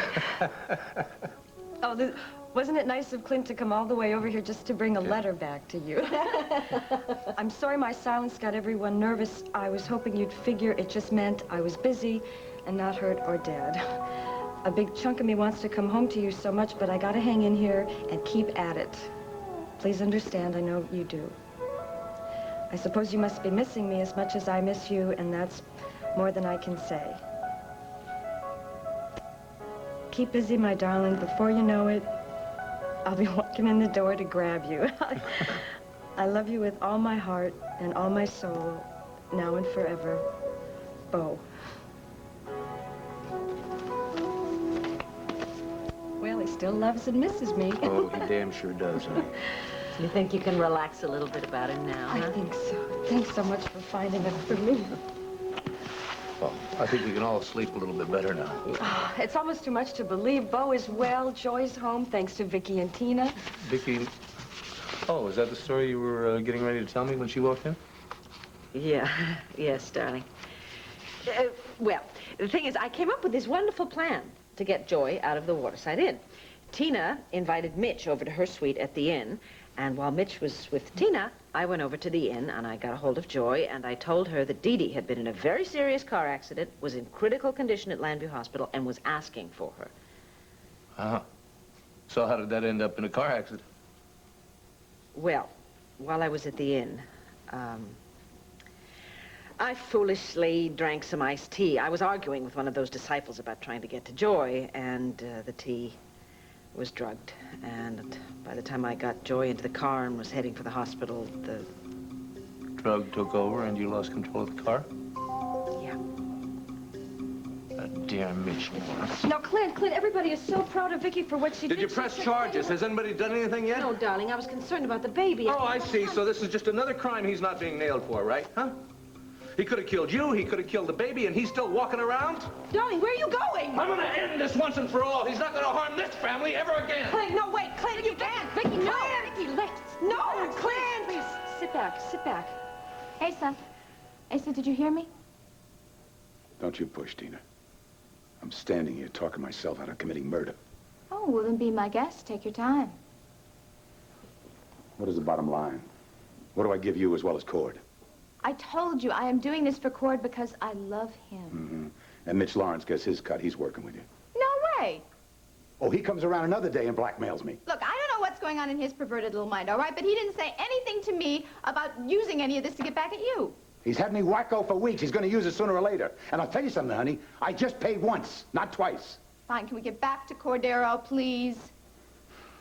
How the hell am I supposed to give him $1 million? Look, I'm sure with your financial prowess, you'll think of some discreet way to handle this.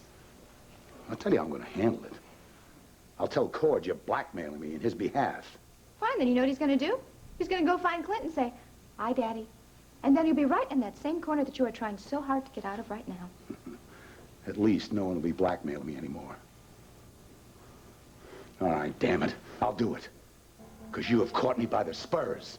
But I'll get you for this, Tina. Yeah, and Cord is going to get what he rightfully deserves. And don't you try to use that self-righteous act with me, Asa. Yeah, I can always be righteous. You bringing this Mitch Lawrence into town. I'll tell you something. That's one black mark you don't erase, young lady. I got to do something real quick about that guy. Fine. Feel free. But in the meantime, let's shake on our deal. That Cord gets put into your will, and he gets $1 million in cash. I am not in the habit of shaking hands with skunks. You smell real bad if you do that.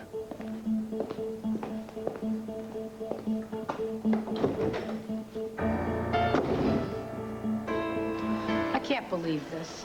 What, you think he's got his hands on her money already? We've got to call the police. No, it won't do any good. They'll just say we don't have enough evidence to prove she's being held a captive here. I think I'll mingle. All right, just be careful. Yeah, be careful. Hi, guys. Bob, what are you doing here? Well, Joy called me and told me what was going on. Said something about Cassie being a secret agent or something. Well, what we're worried about is that maybe she's still here and she's not in the Virgin Islands. Hi there. Allison, isn't it?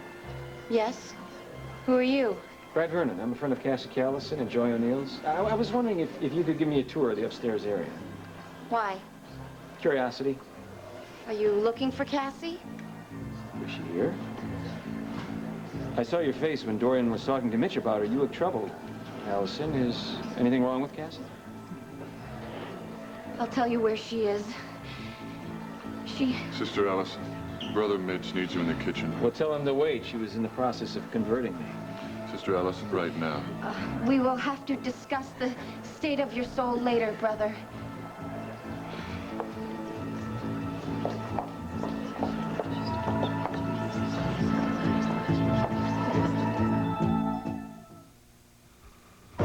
One Life to Live will continue in a moment.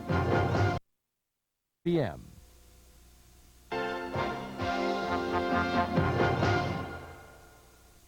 Heed the messenger!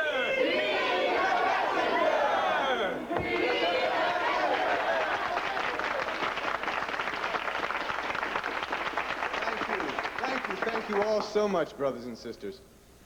Oh, it is such a pleasure to welcome you to the Lawrence Mission for the Homeless. I'm so happy to have all of you here today. All of us, Mitch? Oh, yes, Pete.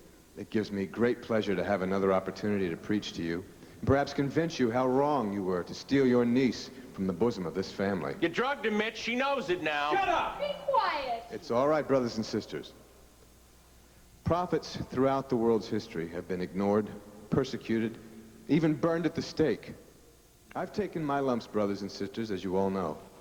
The district attorney's office, the Lambview police, the local media, and assorted families have harassed me, my disciples, and this mission. And yet, look around you.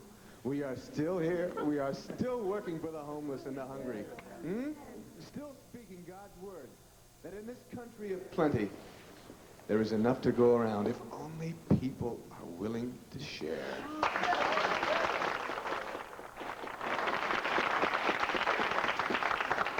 We will not be deterred from our mission.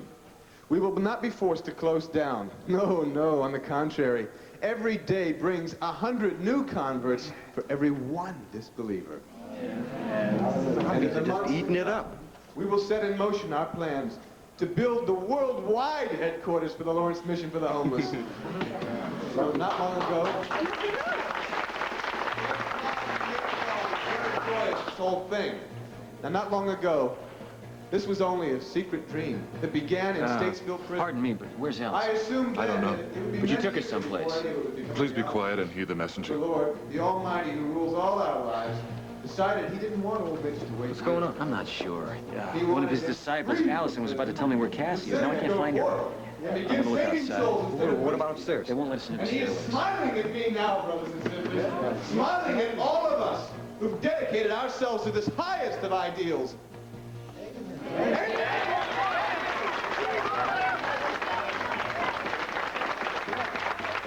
Now, brothers and sisters, I'd like you to listen to a few of those who have dedicated their lives to our cause.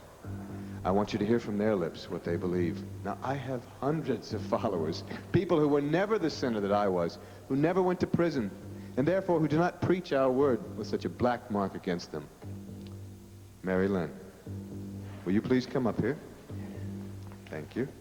Tell these fine people, yes, you may applaud.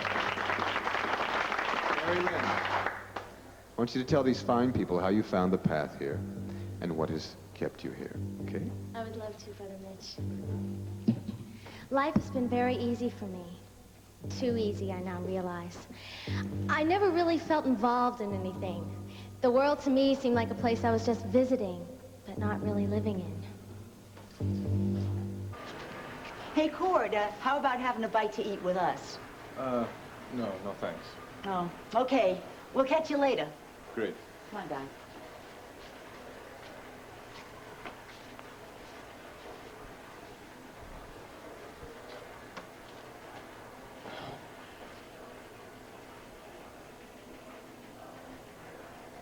Cord, I have faults, and believe me, I have a lot of them. But nobody could ever call me prejudiced. I'm not saying that you are. But that world that you live in, that world that means so much to you. You tell me then, okay? How would I fit in there? You wouldn't. Tina, it's okay. No, Cord, it is not okay. You know, and I am really ashamed of myself for even feeling this way or thinking this way, but I have finally come to realize that if I am going to get the prestige and the responsibility that I deserve, I am going to have to marry a guy who already has it.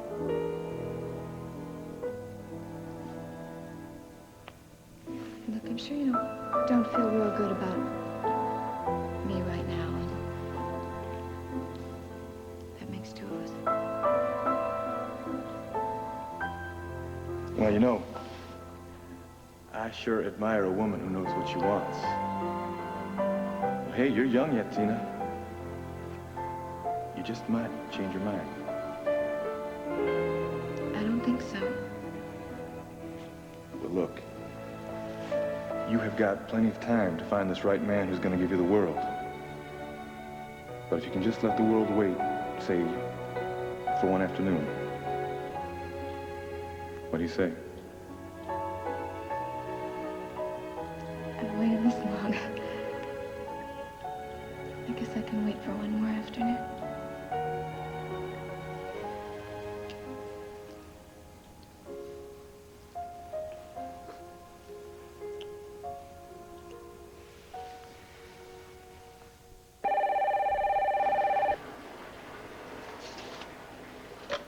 Yeah, city room, Robert speaking. Cord? It's Tina. I didn't expect for you to answer the phone. Yeah, look, Richard's not around right now. I don't know where he is. Oh, well, I'm not calling Richard. I was looking for you. Why? Because we need to talk. I want to see you. Tina, look, you are engaged to be married. We've got nothing to talk about. We do, Cord. Please, and it's important. Tina, please, just forget this, all right?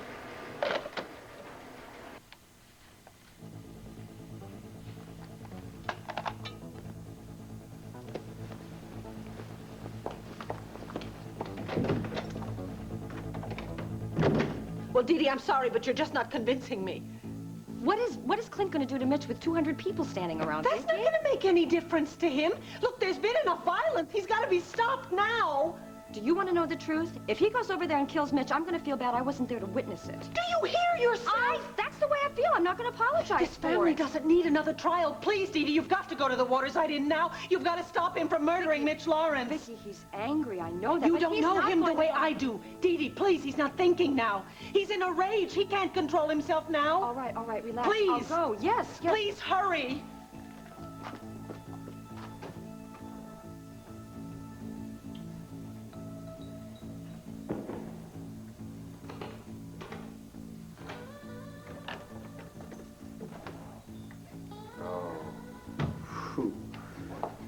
you, Cassie Callison. You are the most gorgeous bride in the world.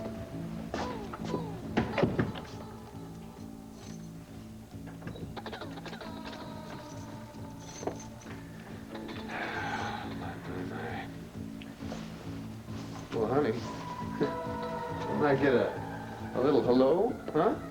Or, more importantly, a hello kiss? What, something wrong here? I don't know, Mitch. I feel very strange. Oh, it's probably just a case of first night jitters, you know. I want you to come over here, sit on the couch, and I don't want you to move a muscle. You understand? Now, I'm gonna go get something, and then I'll be right back. Okay? And then you and I will join to each other, flesh to flesh, and we will surely come as close to heaven on earth as is humanly possible.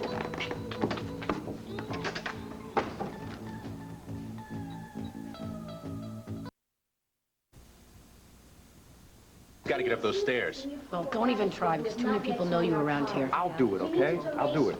Mrs. Lord? Yes? Phone call. You can take it in there. Thank you. I hope that's John. Please don't do anything till I get back. We won't.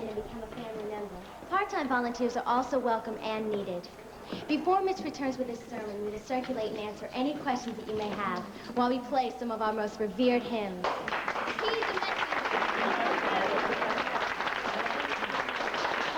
was Charlie. To get a pilot to verify whether or not it is Cassie on the plane, but he's got a contact down on the Virgin Islands who's going to meet the plane when it lands. Oh, God, I hope and pray that it is Cassie on that plane and that she's miles and miles away from Mitch Lawrence. I'm sure if the police talk to her, she'll call you, Dorian. Dorian, you see this guy in the back, the big guy in the back? You think you can think of something to distract him so I can maybe slip by or something? Sure. I'll give it a try. Good. Yeah. You know what? I just realized Mitch isn't anywhere in this room. You're right. We better act quickly.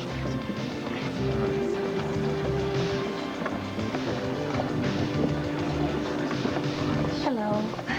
Excuse me for bothering you, but I wonder if you couldn't answer a question for me. I've been watching you. I couldn't help it, and I've observed that you seem to be a very intelligent, thoughtful young man. And what drew you to Mitch Lawrence in the first... Oh, dear. How clumsy of me. Here you are, Matt. Thank you. Of course. Do you have any more questions? No, I don't. Thank you.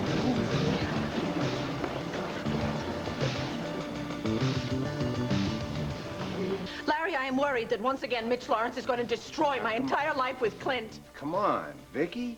All right, so Clint left here in a rage. By the time he gets to the Waterside Inn, he'll have time to think things through. Oh, God, I hope you're right. Well, of course.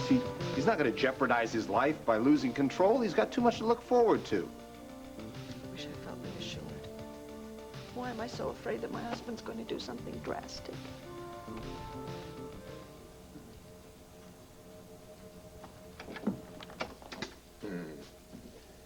Sweetheart, I'm gonna be with you in just a second, okay? Just gotta take care of a little something here before we get started. Man, you ought to see that crowd downstairs. And that scam to get Joy O'Neill out of here really backfired for those people. And publicly, I'm happy to say. Joy. That's why I came here, because of Joy. Yeah, but, you decided to stay here because of old Mitch, right? Oh, Mitch, we have to wait. No, honey, there's no more waiting because I am so hot for you, I can hardly stand it. I gotta tell you, I got really inspired down there while I was preaching. See those people powerless to stop me from having you or anything else I want in this world? Why aren't we down at the rally? I mean, why are we doing this now? Sweetheart, because I want to make you mine, all mine, before I go back down there. Now, remember, after the rally, immediately after, we're going to leave Landview. No, I don't think that I want to leave Landview now. Look, Cassie, this is no time to get difficult with me, okay? What, does that drug wear off? I don't have time to give you another one, so please. I want to call my mother. Sweetheart, your mother is right downstairs. She's here? Yeah. My mother's here? Look, no more talk now, Cassie. It's time for loving. No, please, stop it. I have to think. No, you don't have to think about it. You just relax. Please. And let me do the rest. No, right? leave me alone. Hey, relax. Please, leave Shut up. Shut the hell up, you hear me? Now, don't ruin this for me. You gonna be quiet? Good. That's better. You know, sweetheart, I have been waiting for this one.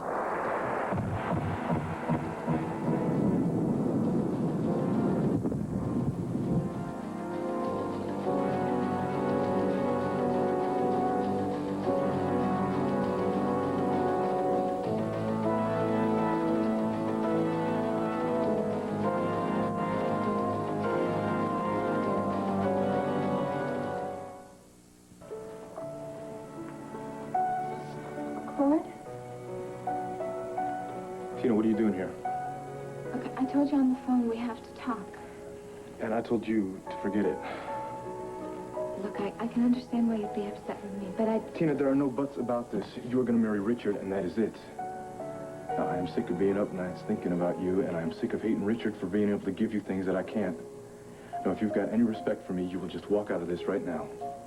I have enormous respect for you. And love. Oh, man. Look, I'm not going to marry Richard anymore. Why not? Because of you. Cord, you were right all along. It's you I want, not him. So please, tell me you'll forgive me and take me back.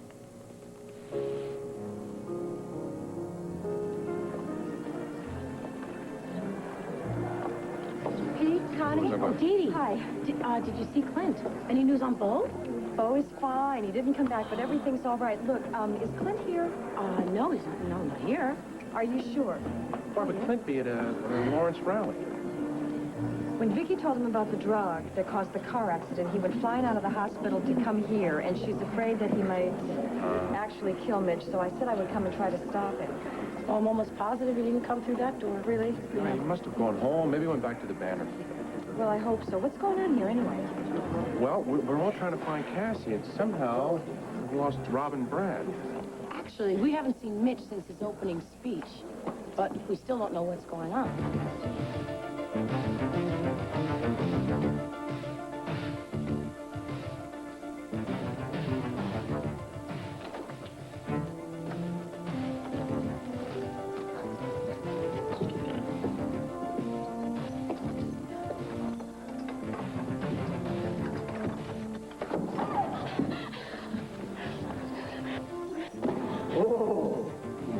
You want to play rough? No! Come here. I can play rough. Stop! Get away from me! Help me! Help me! Sweetheart.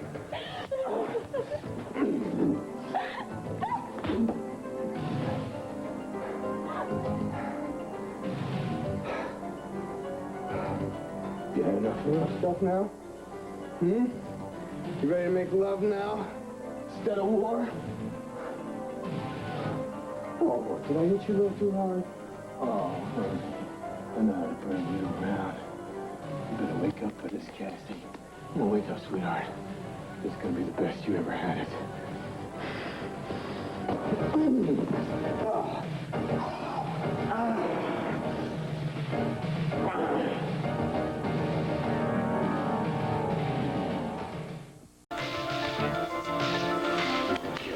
Wake up for this, sweetheart.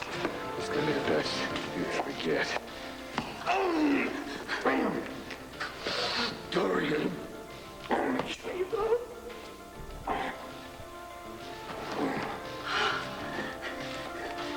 Cassie! Cassie!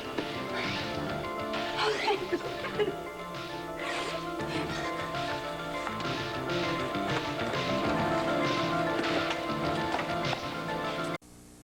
My life, I swear it. I love you. I always have. Tina, I don't get it. From the minute I walked into Landview, you have done nothing but try to convince me how much you loved Richard. Yeah, but not when we were down in El Paso. Not when we made love.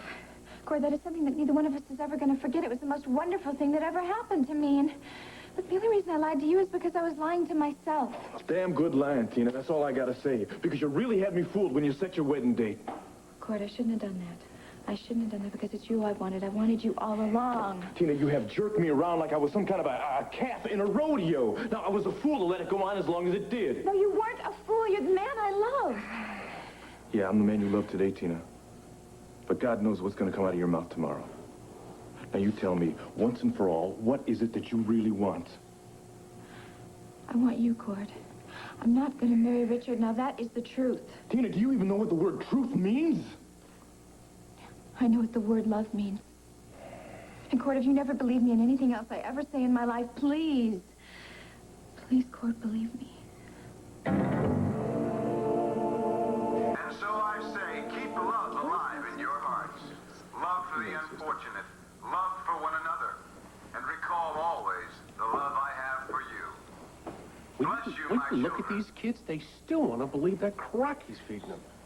While we're waiting, you know it will cheer Brother Mitch when he returns to hear our voices in song. He especially loves bringing in the sheaves. Bringing in the sheaves, join me. Bringing in the sheaves. We shall come rejoicing, bringing in the sheaves. Bringing in the sheaves, bringing in the sheaves. We shall come rejoicing. They're not doing too well without their master hypnotist leading them on, are they? You know, if we really do break this whole thing up here, we're going to have a community of lost souls. They were lost before they ever got here. Look, speaking of lost, where are Brad and Dorian? Yeah, and Rob. I think they might have gone to a secret staircase or something, or found the private sanctum. They'll be all right if they stick together. It's Clint I'm worried about. Vicky said she's never seen him that angry. Well, who could blame him? Yeah, but when he finds Mitch, what's he gonna do to him? Couldn't happen to a nicer guy. So Clint's going to have to get in line with the rest of us. Come rejoicing, bringing in the sheaves.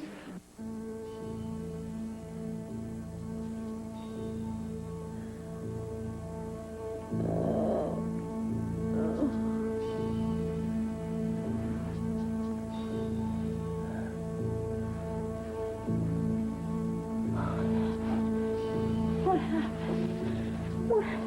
Mitch? What did I do to you? Oh, my God. Mom. Oh, Kathy. Oh, my God, he beat you. Oh, sweetheart. Okay. Don't worry about it. It's over now. See if he's breathing, Mom. See if he's breathing. I don't want you to look at him, okay? You just turn away. Turn your head. No! No, I have to know if he's dead or not. Please.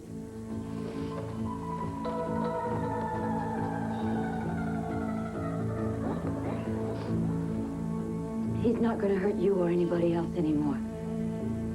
He's dead. I killed him.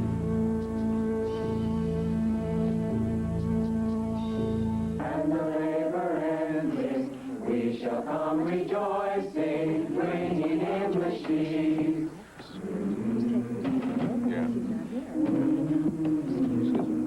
Clint, Myra, glad to see you. Did you find Mitch? No, I didn't find him. I couldn't find him. These damn followers of his have all the stairways blocked off tight. Did you try outside? I tried everything except climbing a rain gutter. And have you ever tried talking to any of these zombies? You can't get through to them. That Mitch Lawrence is just like a snake. He hears a trouble coming, he crawls under a rock. Yeah, leave someone else holding the bag. That's his style. Yeah, well, not this time. He won't. Sooner or later, he's got to come crawling out. When he does, I'll be waiting for him. Well, I was saying earlier, you're going to have to take a number and get in line with the rest of us. I know what he did to you, you know, you and your wife, but there's a lot of people with some heavy grudges against him. Think of what Joy had to go through to get out from under his spell. All right, fine. I know what you're saying. And maybe I'm being a little self-centered about this thing, but he almost cost Vicky and I our unborn child. Now, you tell me, Pete, what kind of a man would do something like that to a woman and her baby? Hey, we all agree the man's not human. Yeah, well, I don't care what breed of lowlife he is. He's around here someplace, and I'm going to find him, or my name is not Clint Buchanan. Okay, all right, then what? Then what? I mean, Pete, isn't there some sort of charges we can file against him because of what he did to Vicky? I mean, get him out of town or something? Well, yeah, I mean, but we'd have to come up with some solid evidence and... Wait a minute. Let's go find Allison. She always knows where he's at. What? Allison? You think she's going to help us? Hey, look around here. This place is falling down around her ears. Now, she's no dummy. It's worth a try. You know, she's been in and out of this lobby all day. Where's she when you really need her?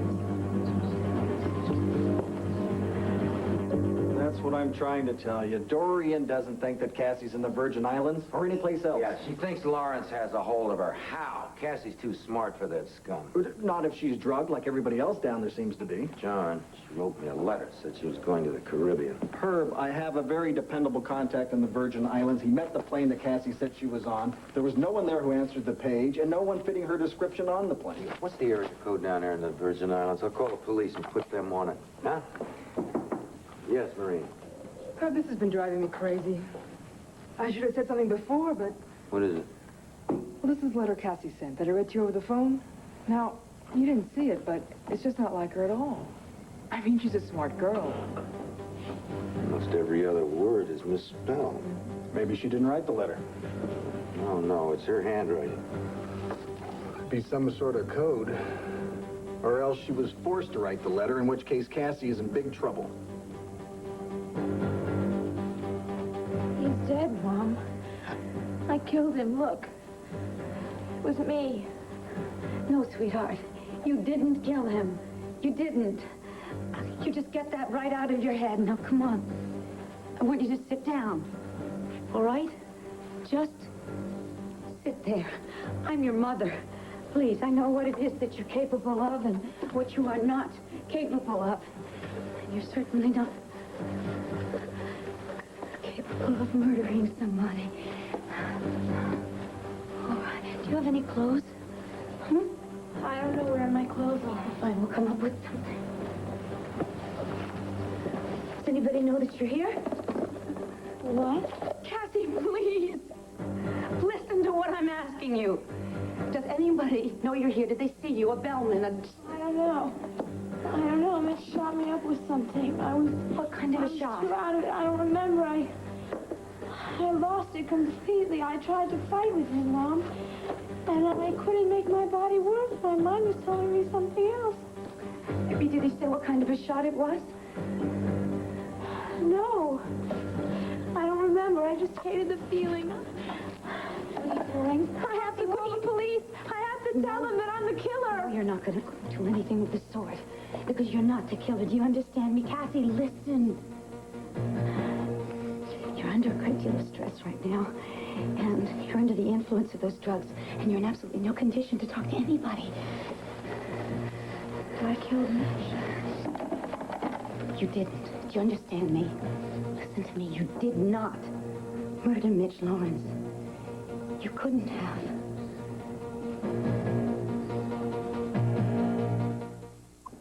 Girl, sometimes you really make me wonder if I am totally sane. You know that? Look, I know it all sounds mixed up and everything. Look, Tina, come on, please. Now you have done everything but hit me with a stick to try to chase me away. How am I supposed to forget everything that has happened between us, huh? Look, I don't want you to forget it. I want you to remember it. Court, I was wrong, but please, I'm asking you to forgive me, please, and to take me back. How am I supposed to do that, Tina? You said what you said, and you meant it when you said it. Now, what made you change your mind? I didn't change my mind. I love you. I always have. You know that. Yeah, Tina, maybe I do know that. But up until now, that didn't make a bit of difference to you. It always did. That's why I've been so torn up about this whole thing. Well, what about all those things that Richard could give you that I couldn't, huh? The social status, the money, the reputation. Tina, I can't give you any of that any more than I could before. Now, you wanted a man who could give you a world. All I can give you is myself. Well, can't somebody just finally come to their senses? That's all. Look, the more I thought about marrying Richard, the more I realized that it could never happen, that I had to be with you. You were so sure about that before. What makes you so sure now? Court, I swear to you, please. Tina, you gonna go for this? Even if it means you have to leave Landview and all the fancy people around here. They don't mean anything to me. Uh-huh. And you're willing to move to El Paso with me and spend the rest of your days out on a ranch. Yes, with all my heart. You know, Tina, we've got rattlesnakes out there in El Paso, get to be about 9 feet long. Scorpions, size of soft-shell crabs. What about the heat? You know, day like today, we're talking about 118, 119 degrees out there in the shade. Court, what does that matter when two people love each other as much as we do? And I know you love me, don't you, Court? This is about more than love, Tina. It is about you, and if you really mean it when you say that you can give up everything that you have ever wanted for me. How many different ways do I have to say it, Court? Yes. Yes, I am ready to do all that for you. Tina, you don't know how much it hurts me to have to say this.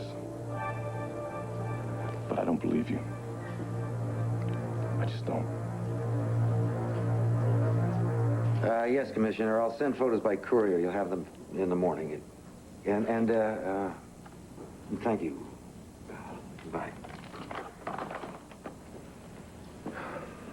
They've got a good police department down there, Herb. They'll find her if they can. You really don't believe she was on that plane, do you? I think that Mitch Lawrence is probably too slick and greedy to let Cassie out of his sight if he can help it. Yeah. Okay, come on, Herb. You don't think Cassie would transfer $3 million to a Swiss account without telling you? You think he's got her hidden somewhere? Probably. And probably at the Waterside Inn. Let's get out of here.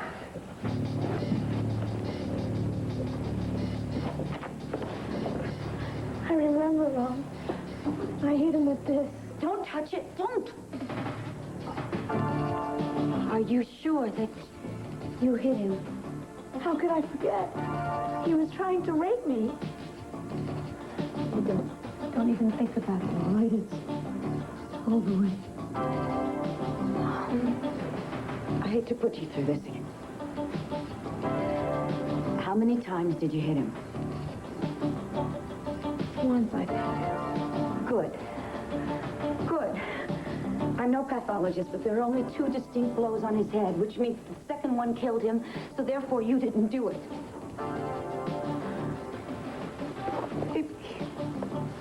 Listen to me, even if you did kill him, which you did not. You did a real service to mankind, I'm telling you, because he was one of the most despicable human beings I've ever met. But he was still a human being, and no one has the right to do that. Did he have a right to drug you? Did he have a right to try and rape you? No. Why are we talking? We've got to get out of here. All right. We'll put this around you. It'll just have to do. Kathy, listen up, baby. If we meet anybody in the hallway, don't you say a word to them, okay? Not a word. Because if we can get out of here without anybody seeing us, you never were here. It never happens. You understand that? Cassie, do you understand? Yes, I understand.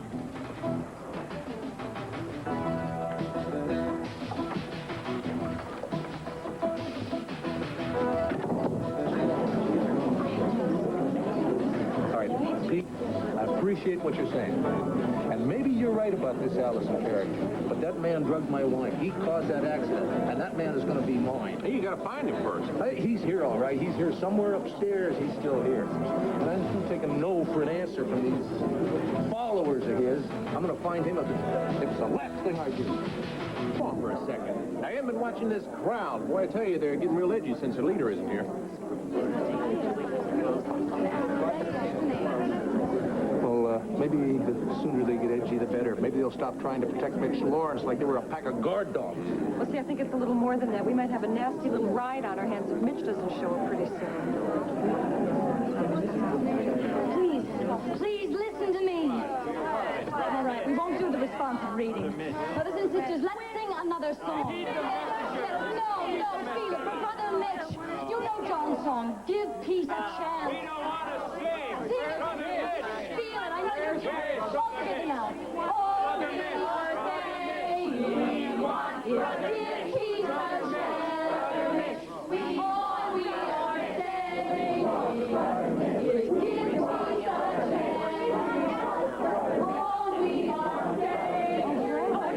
Have you seen Doreen or Rob? No, I've been crawling around into the pipes in the basement. It's like an old horror movie down there. What's with the song fest? Well, they haven't seen Mitch for a while, so the space cadets are getting a little nervous.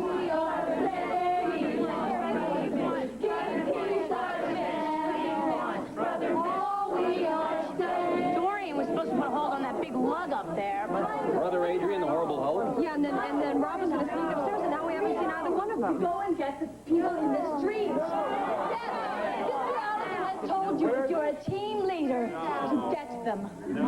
Yes. Sister Allison has instructed you that she knows what Mitch wants. Oh, these kids are really lost without that guy. Wait a second. Excuse me.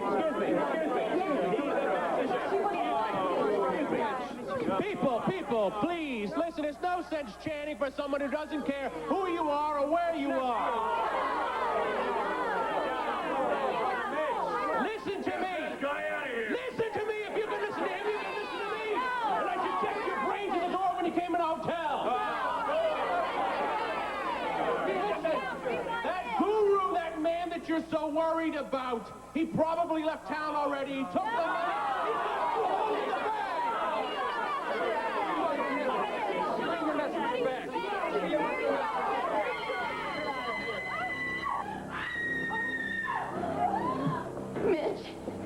Mitch, oh my God, Mitch, speak to me. Mitch, oh my God, are you all right? Oh, Mitch is dead, oh my God, he's dead. Oh God, how could you do this to me? How could you take him away? My only reason for living. No, Brother Mitch can't die. Who? Cassie, she killed him. She is the soul of all evil. She came to this earth to destroy everything good, and she destroyed Mitch. Oh, even after he took her in, even after he saw the wickedness in her eyes, he gave of himself, and she destroyed him. What's going on? Get from in there.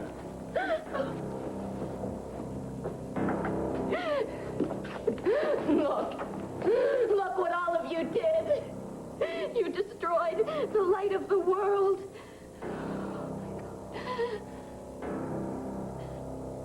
Cord, I don't care what it is, all right? I'll do anything to convince you. You want to move back to El Paso?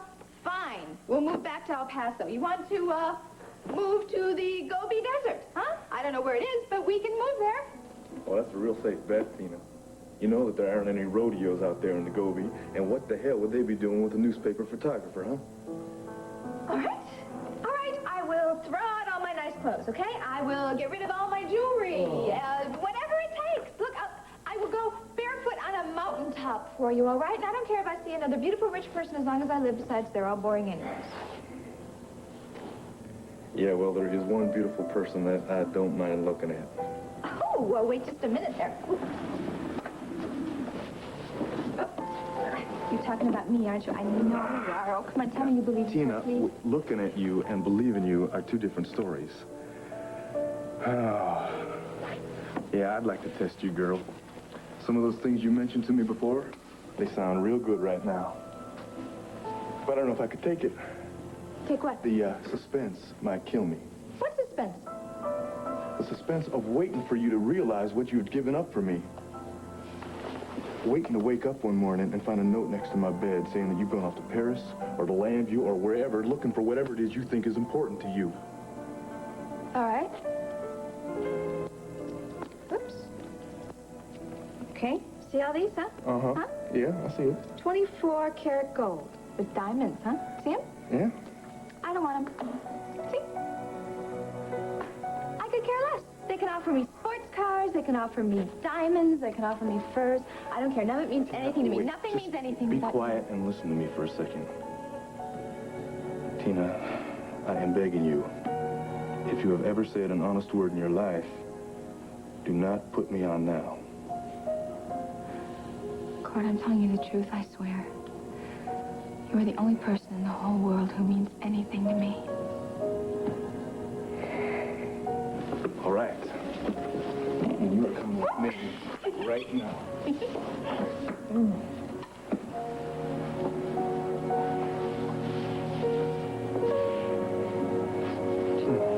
Okay, come on. Oh, hey, wait, I'm showing you around, right? Have you saw the deceased? I can see him now. His spirit still shines in my lady, I'm talking about alive. An hour ago. Why are you asking us these questions? We sought no harm for Brother Mitch. We worshipped him. He was our savior. It's those people you should ask. All the ones who would give anything to stop the Lord's work. I'm afraid I don't know anything about the Lord's work. Now, did anybody here see Mitch Lawrence less than an hour ago? I guess it's really hard for them to accept Mitch's death. As much as I wanted to see him get what he deserved, I'm a little shaken by it myself. I'll tell you one thing, I'm not going to shed a tear over that creep. Well, Mitch is dead, and I guess justice has been done, but I can't stop thinking about my dad. It really doesn't help that much. I just don't think I'm ever going to get over his death. None of us will. Look at these kids. They're really lost without him. What do you suppose they'll do now? They're searching for another guru, I guess. Someone to tell them what to do, how to live their lives. Here's Brad. Hey, what's going on up there? Well, the police are checking everything, so they wanted everyone out. I hope Clint doesn't get a speeding ticket on the way to the banner. Man, I've never seen a reporter in such a hurry to get a story in print. Guess it's gone full circle. Yeah, well, Mitch made a career out of doing people in. Well, I'm just relieved he won't be around anymore to hurt people. Boy, I tell you, that guy left a pile of problems everywhere he went. Well, he left a room full of them right here. Yeah. You know, the biggest problem was who killed him. I mean, not that I'm going to miss him or anything, but whoever did it is going to have to do some time or something. Well, a lot of people have good motives. What the hell's going on, guys? There's got to be 15 police cars outside. Really tragic news, I'm afraid. Yeah, somebody took Mitch Lawrence's holy candlestick. Bashed him in the head with it. Are you kidding? Did they kill him? Oh, yes. He's one dead messenger. Well, I'll be your son. Just when you thought that there was no justice in the world, somebody gets exactly what they deserve. Fantastic!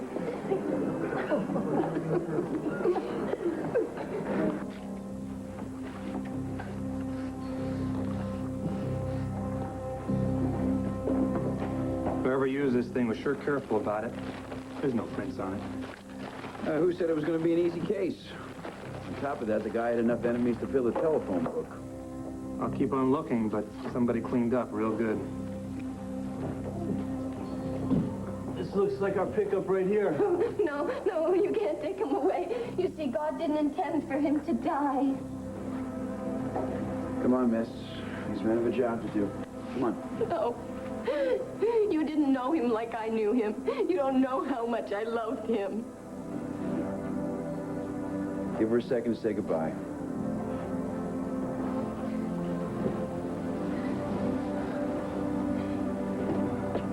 Someday, we'll be together. I promise you, my love. We will be together for eternity.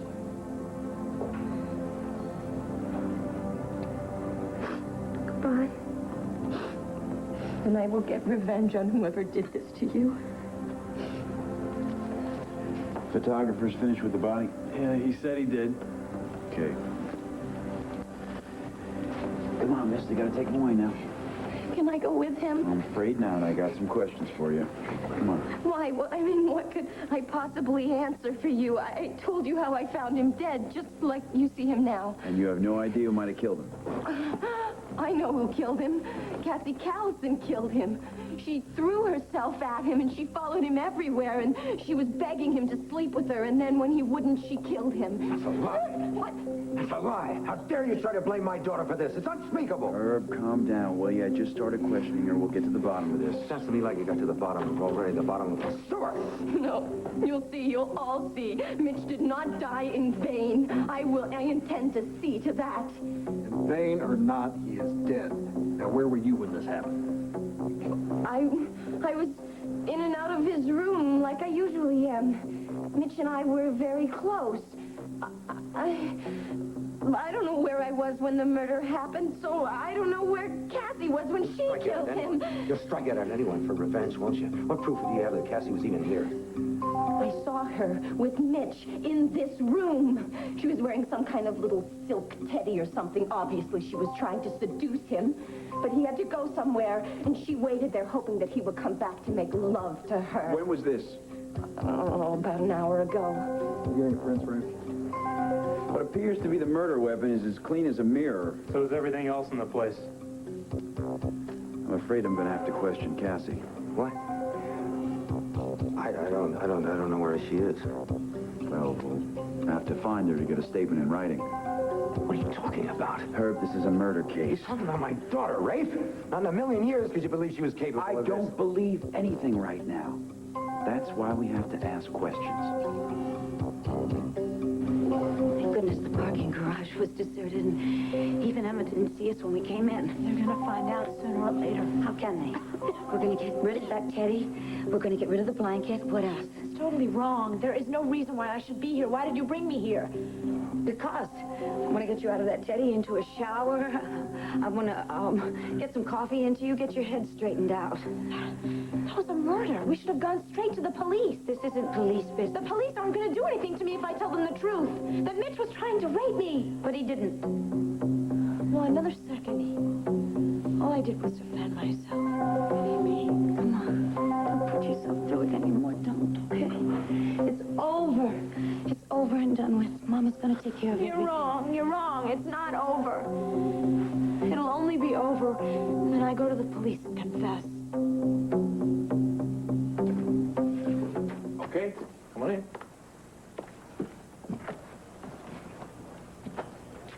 Here you go, Tina. This is it. Hacienda Cordero. This is as good as it gets. I got 4 walls, 5 if you count this thing over here, off the showroom floor furniture, and if you want me, you want all this too. Don't you keep reminding me about what a fool I have been. I don't care about anything else as long as you are here. Man, I must be plumb crazy. Crazy in the head and crazy about you. Any minute now, I'm going to stop wondering what made you change your mind, and I'm going to go with it. What? On one condition. Anything. Tina, you tell me this is forever. You and me, no turning back, no more games. I swear to you, Cord, I'm going to love you for the rest of my life.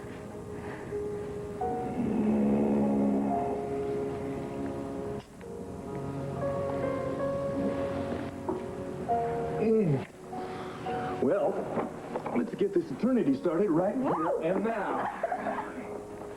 Here we go. Welcome to Teen Land, girl. Yeah.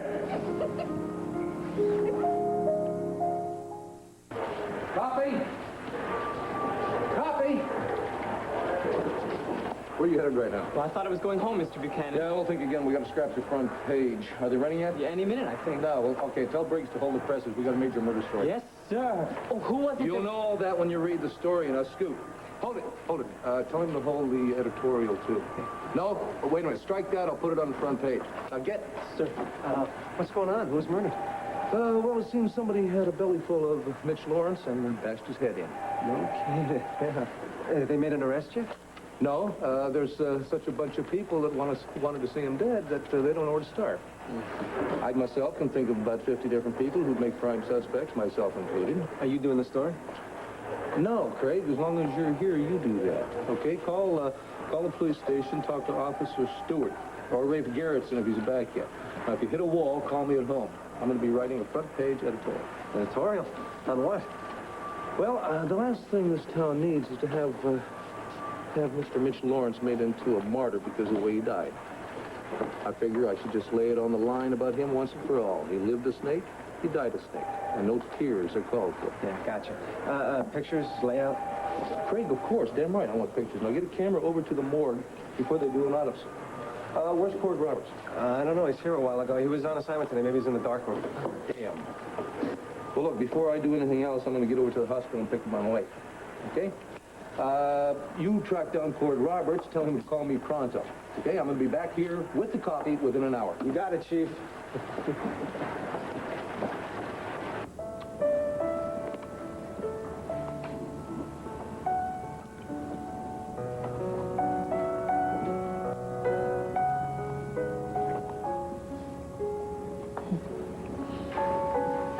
You know, every time I see you,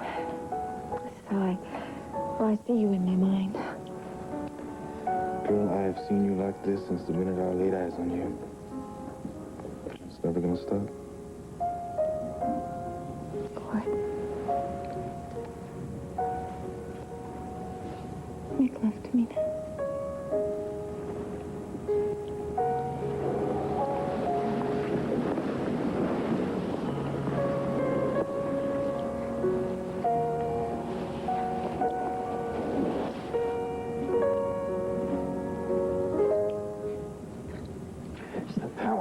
lie scares the hell out of me.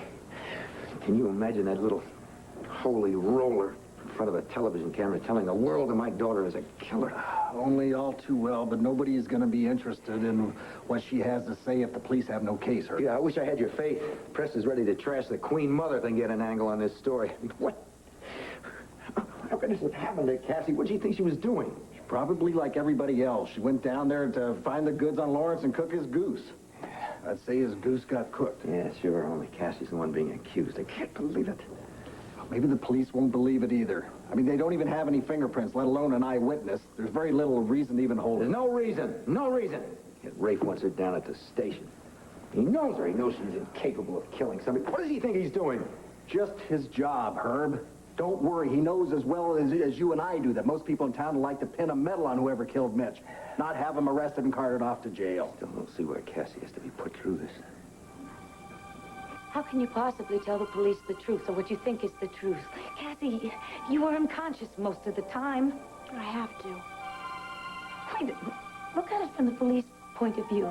They are hard-bitten professionals. They don't know what an innocent, decent young woman you are.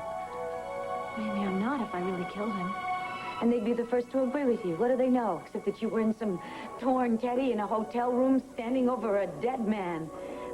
How can you possibly blame people for thinking things that would be too hot even for the national intruder? That you and Mitch were doing goodness knows what, that you killed him in some sort of fit of passion. What if I did? But you didn't do it. You didn't. You've got to believe me. But honey, if this gets into the papers, what it'll do to your reputation, you'll never live it down. But I can't help what people say about me. Listen to me, Cassie. I got rid of all of the evidence in that room. Nobody knows that you were there. All we have to do is just sit tight. But that's just like staying still. That's just like lying by being silent. This isn't my guilty conscience talking. This is what I want to do because I know it's right. And that's what got you into this mess in the first place.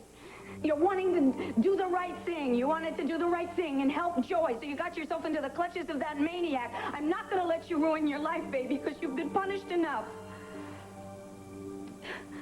But if he's dead, then I'm responsible. Honey, please. You have got to believe me. You didn't murder Mitch Lawrence. Please, get that through your head. Oh, God. Okay. Oh, come on, baby. You go into the guest bedroom, all right? I'm going to see who that is. Move! Just, okay.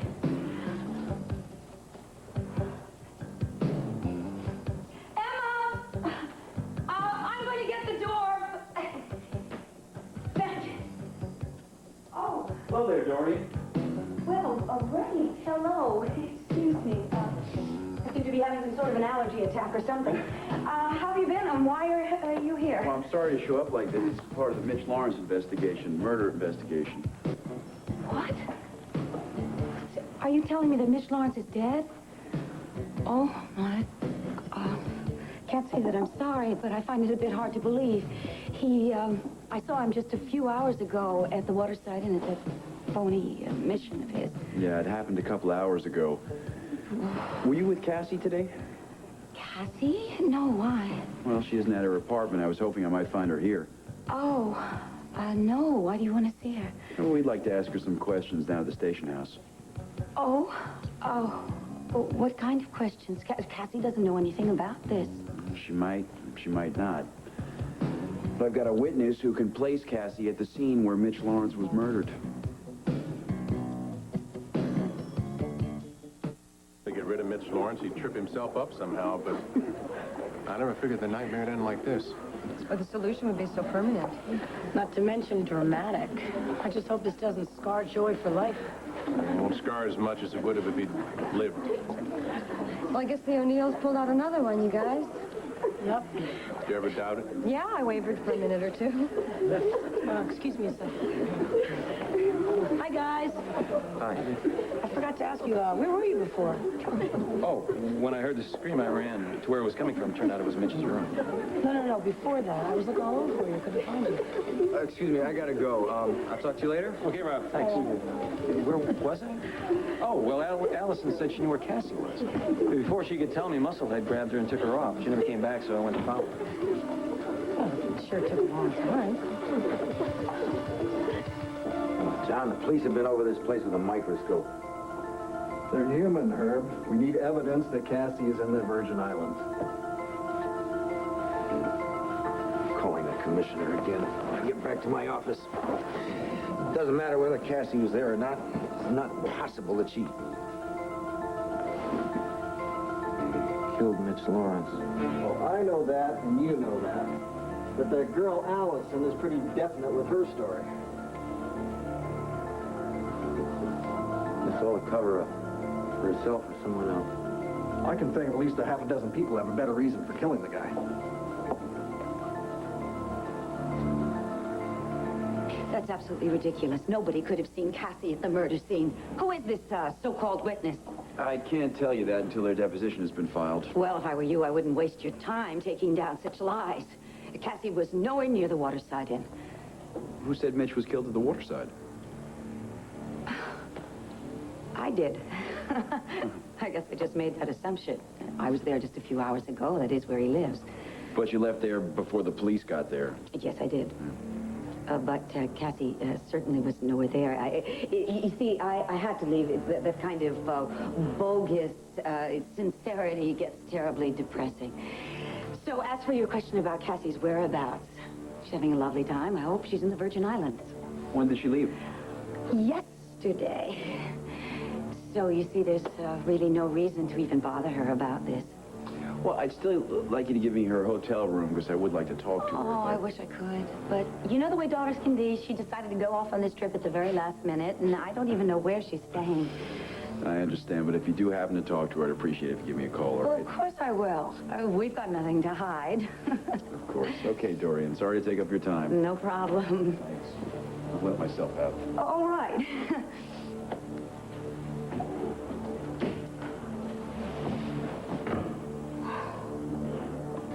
Mother, Mom, I heard everything that he said. There was nobody else in that room. How could there have been a witness? There isn't a witness. It's one of those stoned kids that he's just imagining things. Nobody is going to believe it. All right? Absolutely nobody. We don't need to do anything here. My hearing is gone.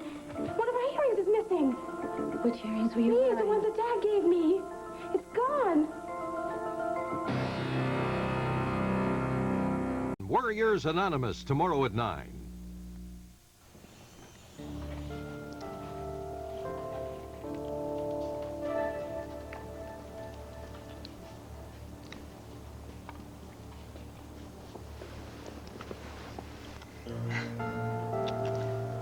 Well? Now what? Cord? What? Come on. Aren't you going to say something to me? You know, I would make an absolutely terrific wife. I would.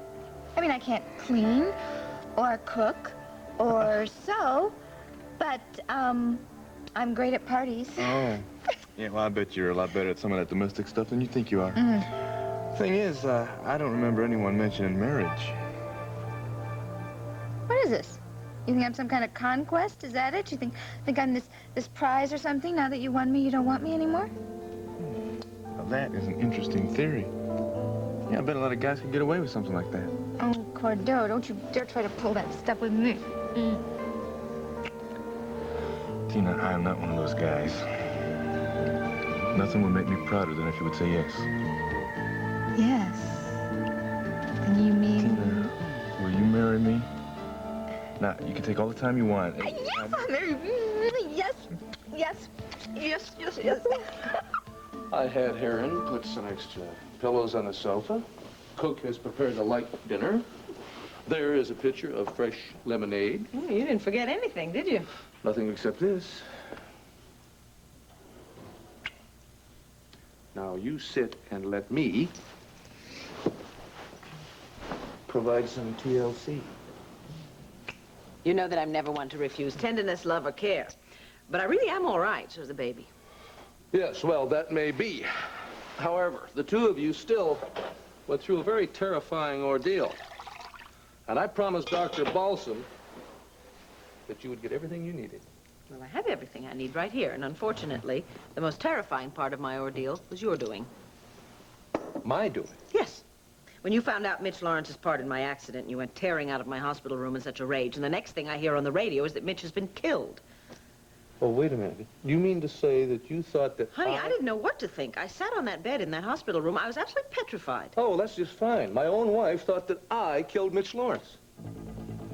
My earring. It's missing.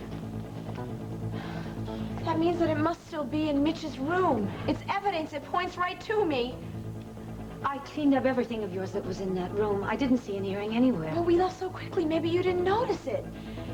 Oh, but I bet the police will. Well, I took care of everything else. I'll just take care of that, too. How? There was an eyewitness that saw me with Mitch in the room. If the police find that earring, who knows what they'll do to me? That's probably them right now. They're coming to arrest me. I know they are. Over my dead body. You go into the guest bedroom now. Mom, wait a second. We have to do something. I have to confess. Now, go. Mrs. Lord, you have a visitor. I'm sorry. I'm not in any mood to see visitors. Oh, it's Mr. Callison, ma'am. I suppose I'll have to face him sooner or later. Ma'am? Emma, show the esteemed district attorney in. Very good, madam. Alpo beef-flavored dinner. Real meat protein at a really good price.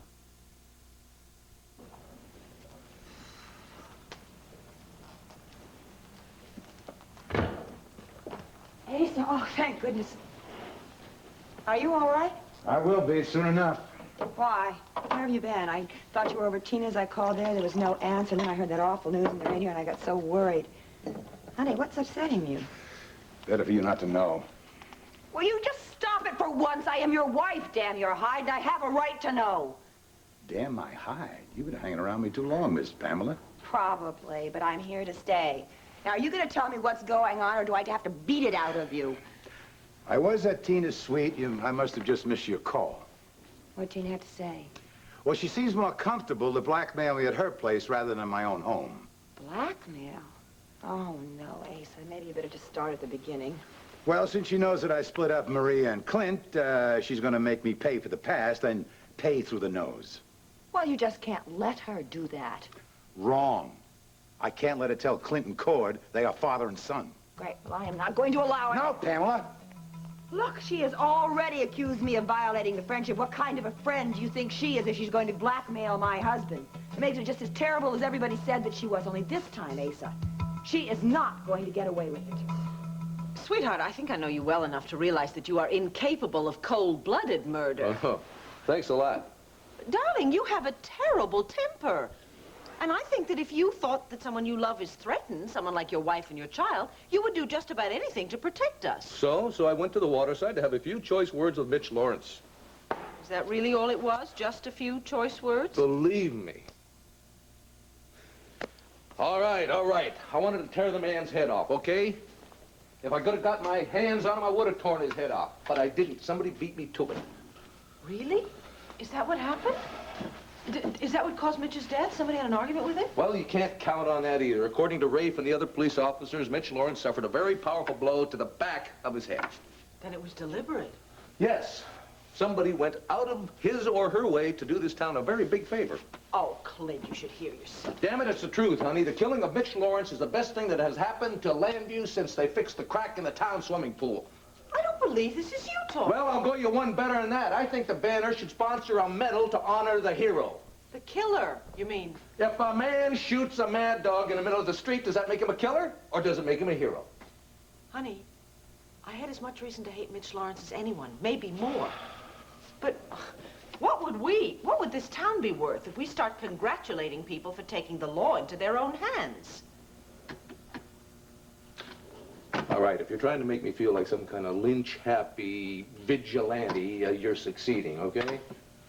Darling, the best thing that could happen to this town would be if Mitch Lawrence's killer was found and brought to justice, and then this whole sordid mess can finally be laid to rest. Yeah, well, you may be right, but don't hold your breath.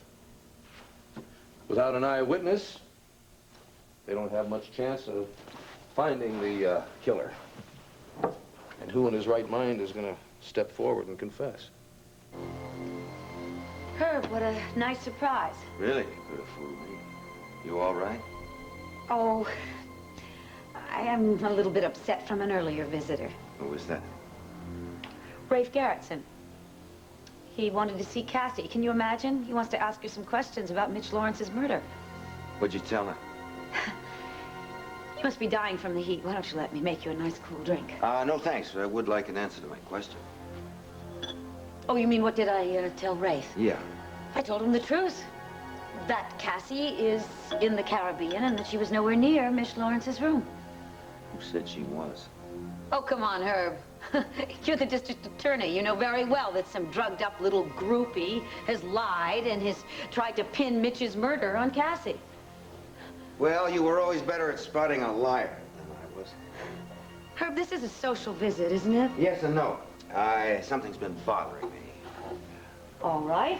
I was always great help to you in the past. Tell me about it. Oh, you're a big help, no doubt about that. So maybe you can tell me why no one spotted Cassie arriving in the Virgin Islands. You know, John's contact was waiting to meet her when she got off the plane. And he didn't spot her? Which means either she never arrived or else she slipped away before she could be seen. How do you explain that? Well, I can't. Yeah. I simply can't. Yeah. See, I mean, what could... Cassie, what kind of a reason could you possibly have to avoid a place? I've never been very good at second-guessing my daughter, but maybe she was just very upset about the fact that she failed to rescue Joy, and she just didn't want to be around anybody, most especially not Mitch Lawrence. How about that nice cool drink? No, I don't want to drink. I don't want any more of your damn lies. What's gotten into you? You know Cassie's in Landview, and you know that she was in Lawrence's room just before or just after he was killed. Where did you get such a ridiculous idea? From this. Take a good look, Dorian. Recognize that?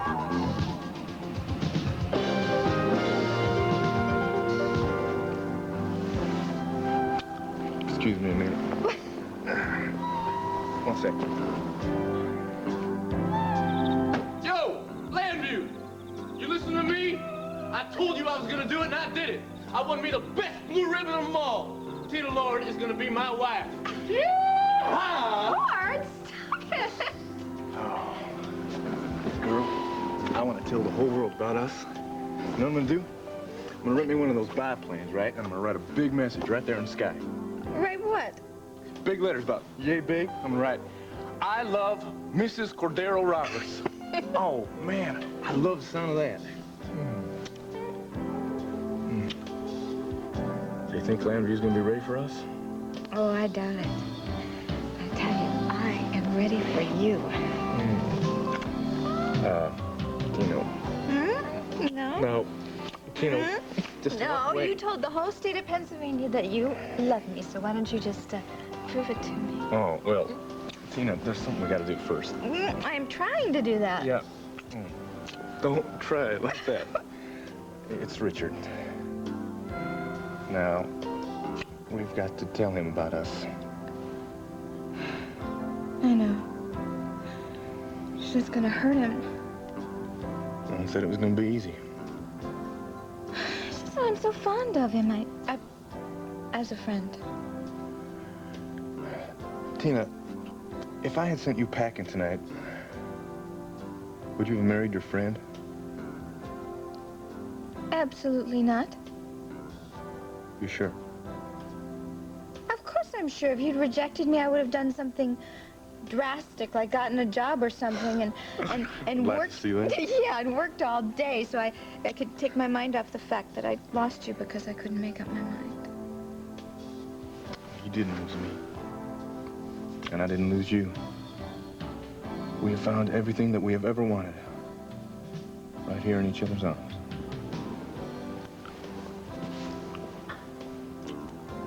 But you have to promise me something.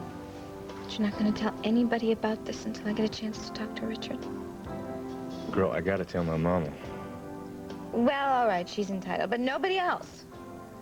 I don't want Richard to hear it secondhand. Neither do I. Yeah, you tell him real soon, okay? because I got to rent me that biplane and get up there and start writing.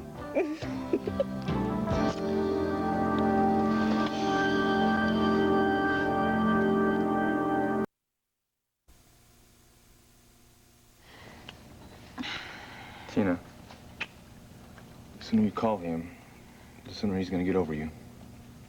If he ever does. Richard's a big boy. He'll deal with it. Call him. I'm doing what's best for all of us, right? I'm sure he'll realize that.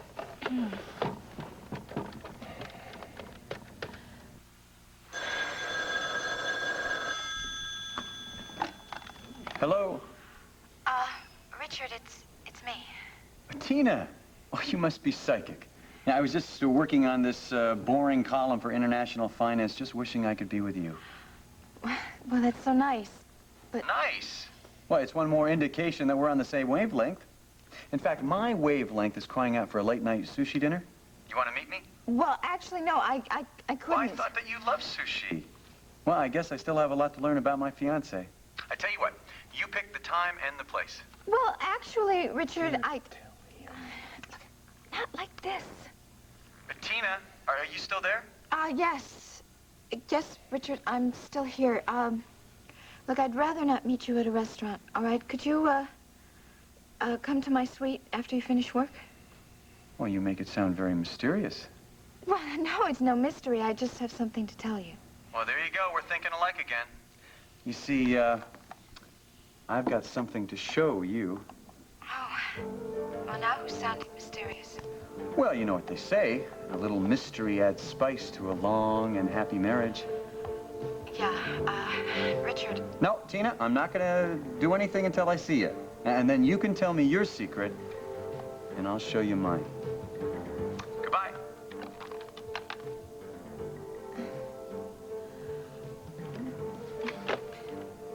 He sounded so happy. I couldn't tell him then. I mean, it'll be easier when I see him in person. Then I can tell him.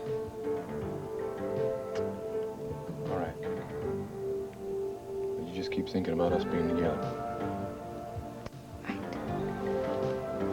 And you keep thinking the same thing when it's time for you to do this. Oh, well, the difference is, this is going to be one of the happiest calls I ever had to make.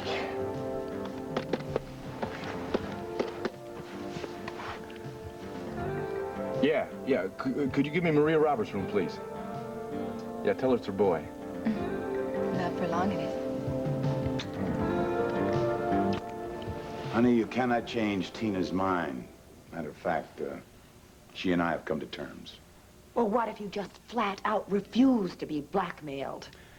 Then I can kiss my son Clint goodbye, because as sure as we're standing here, she'll hightail it to Clint and tell him that Cord is his own flesh and blood. Asa, Clint is going to find out anyway, sooner or later. Not this way and not now. Anything I can do to keep this family together, I'm gonna do, you hear? Well, what price is Tina going to make us pay for this silence? It's just money. How much? What's the difference? But she bent over backwards to convince me that it's all for Cord. Now, you and I both know that when he gets the money, she'll be spending it. You still haven't told me exactly how she's going to get all this money without Cord finding out. Ace, if you don't... Excuse me, the butler told me to come right on in. Pete, thank you for coming right over. Asa? Pamela, Pete and I have a little business. Do you mind? I do mind very much. I happen to find your business absolutely fascinating. Oh, this is just detail work. Oh, come on. Honey, any question you want to ask me? Asa, I'll explain later. Please, Pamela, please.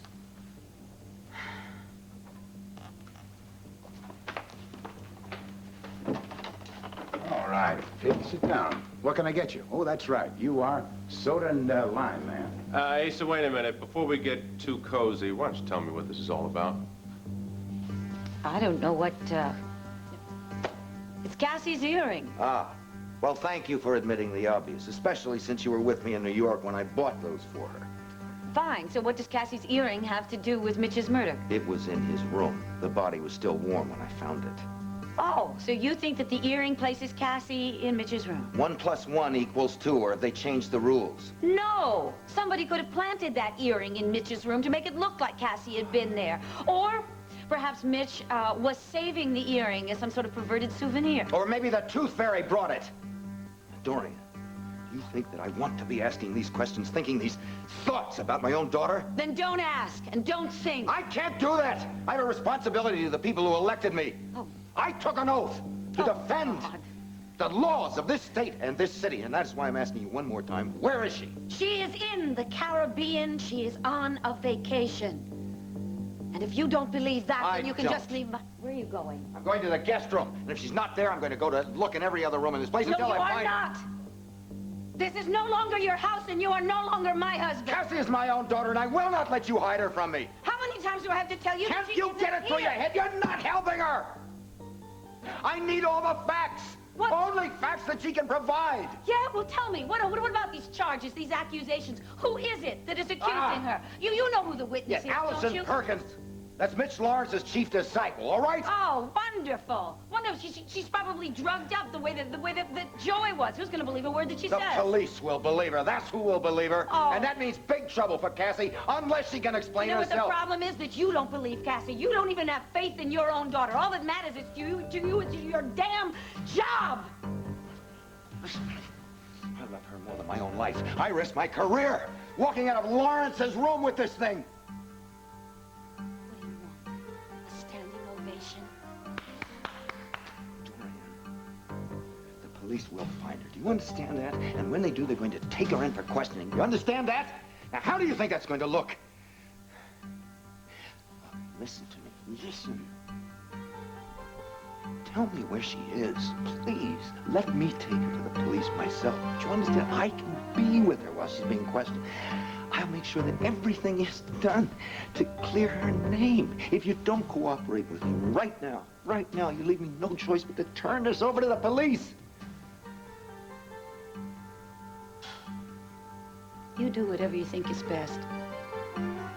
But if Cassie isn't in the Caribbean, then I don't know where she is.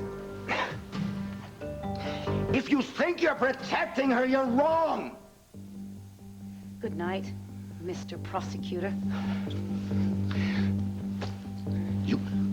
You've got till tomorrow morning to convince Cassie to step forward wherever she is. And after that, it's on your head.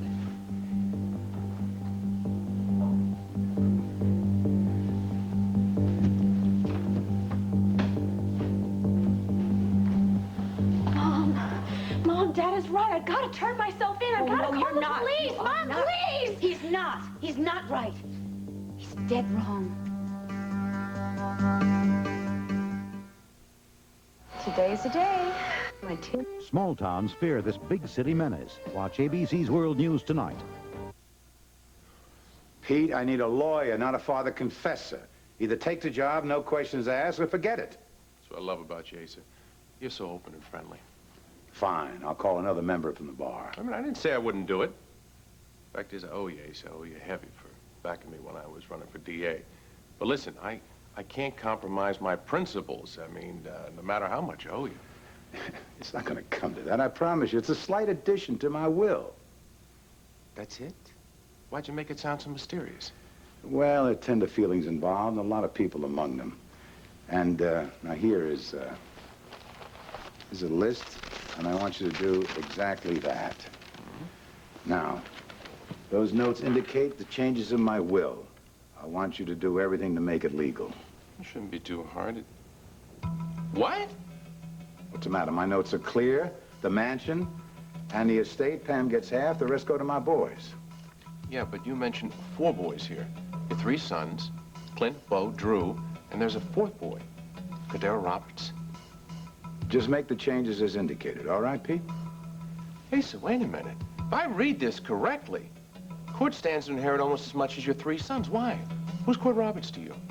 You gave me your word up front, no questions. Asa, wait a minute. This doesn't make any sense. Please, think about this for another minute or so, or for however long it takes. I know exactly what I'm doing. Now, either you back down on your word, or you do your damn job. You know something? While you were off in the jungle looking for Bo, oh, thank you. And I was in the hospital, all I could think about was us sitting here in this room, side by side. Not a Really? care in the world. Yeah? Well, since Mitch Lawrence has gone to meet his very just rewards, I'd say that your dream has probably come true. Just about. Kim tells me that Joey was up again half the night last night. Oh, no, not another asthma attack. Yeah, they even had to call Dr. Braverman, and he said that if this new medicine doesn't work, darling, then Joey's going to have to be moved to a warm, dry, pollen-free climate just as soon as possible. You mean pick the boy up and move him when we just finally got back together again? Well, darling, I don't like it any more than you do, believe me, but the doctor said it would only be for a short while till the allergy season is over. You thinking of Arizona? Well, yeah. I mean, Joey loves the ranch, and if it helps him to get better... Oh, God, I'm sorry. I didn't mean to interrupt a happy homecoming. Pam, don't be silly. Come in. Oh, I was hoping you'd pay us a visit. Hello, Clint. Welcome back. Oh, thank you. Gosh, it's great to see you two back together again. It feels pretty good. Yeah, I'll bet. Where's Asa? Oh, well, Asa had some business he had to finish up over at the mansion. I just came by because I wanted to apologize in person. For what? For being such a fool about Mitch Lawrence. Oh, Pam, come on. No, I mean it. Everybody in the whole world tried to tell me what a terrible person he was. I guess I really am just naive and, I don't know, stupid about it. Listen, it's hardly your fault that Mitch Lawrence decided to use your trust to get what he wanted. Amen. Oh, please, let's not use that word for a while. All it does is remind me about the damage Mitch Lawrence and that phony mission could have done. Pamela, you know, since Mitch is no longer with us, I think maybe the best thing for you to do is just forget that he or his phony mission ever existed. Right, that's exactly what Asa said. You know, I think it was actually pretty tough for him, but he said, I forgive you. You have the most amazing effect on that man. So, since I've been gone, everything at your house has been going great, huh? Not as great as I'd like. Why? Is that something wrong?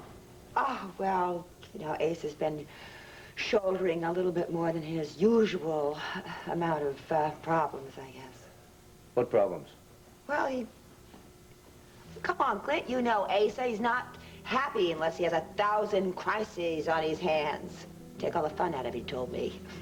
Well, maybe he'll tell me. I'll give him a call. No, please don't. Oh, well, what I mean is he'll probably tell all of us just as sure as soon as he's a winner about him. Listen, I'm not going to keep you two any longer. You need some time alone, and I haven't even told Asa that I've left yet. I'll walk out with you. And you see, you're hardly interrupting our time alone because my husband has made other plans for this evening. Oh, now, sweetheart, you know that I set this meeting up at the Vernon Inn over a month ago. Lawson Fletcher. Very important syndicated columnist from Washington, D.C. came all the way up here just as he... Go ahead, play editor. Leave your wife alone. I just love the way you make things so easy for me. I just love the way it's so normal back here at Land Fair. Normal. Isn't that a beautiful word? I won't be long. Better not be. It has been... I know exactly how long it's been. Come on, pal. Okay. Bye-bye.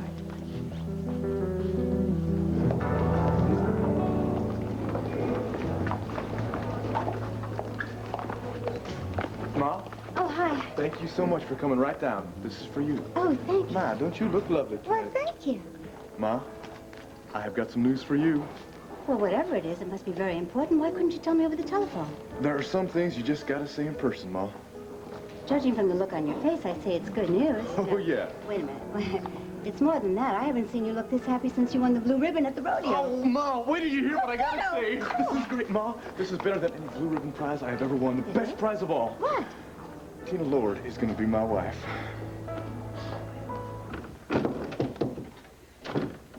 Richard, I hope I didn't take you away from anything important.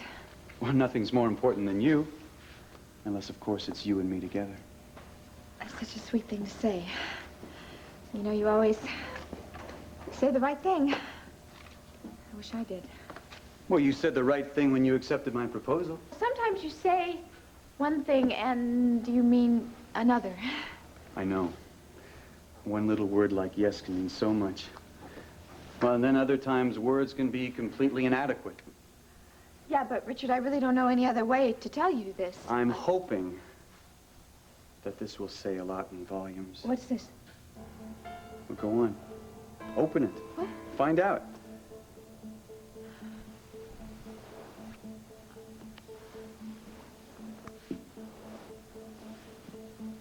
Oh, Richard. It was my grandmother's wedding band. She left it for me in her will. Her only request was that she save it for, well, as she put it, the girl of my dreams.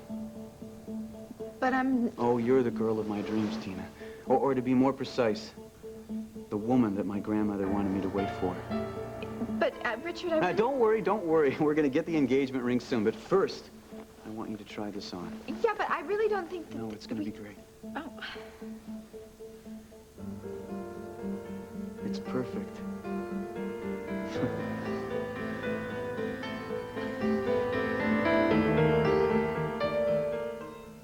Here's update on Action News at 11.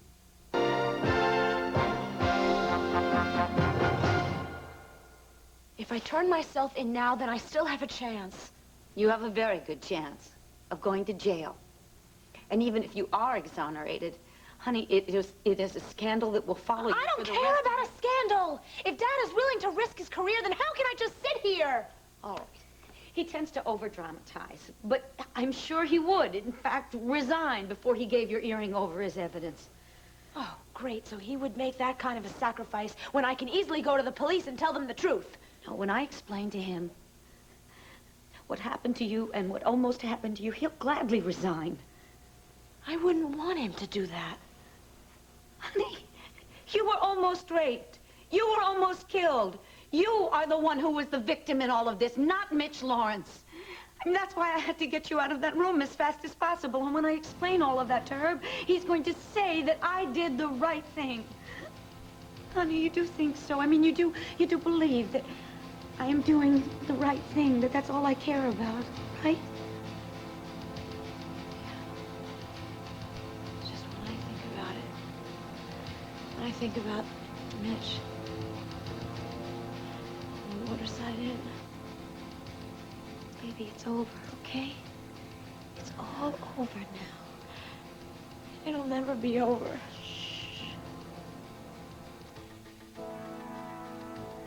Honey, when I think that I almost lost you,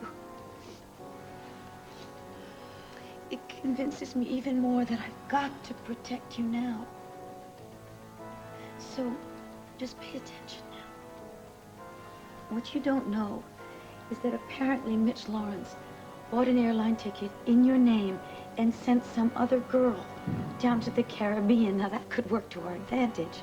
How? Nobody knows you're here. They think that you're in the Caribbean. So tomorrow you will return and, Mom, you know, we can't you'll do pretend. that. It's impossible. I'll get an airline ticket. I'll see Mom, that it's listen to validated for me. you. I'll I take know care of that you're any trying other... to help me. And I love you for it.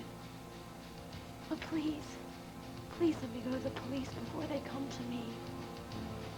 Asa, look, this is your will. You can change it as you see fit, but I wouldn't be much of a lawyer unless I pointed out to you, asked you one more time. You absolutely certain what you're doing?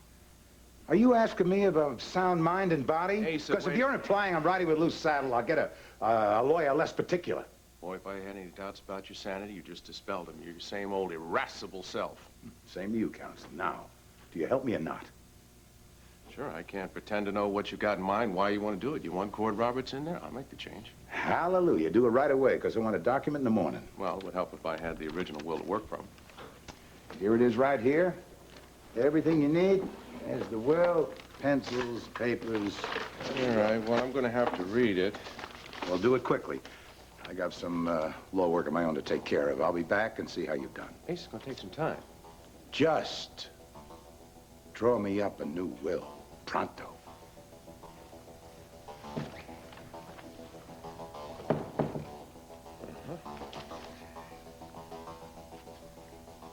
It's like it was made for you.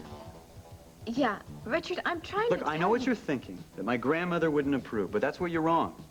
And she'd say she only hopes that you wear that ring as long and as happily as she did. Oh, God.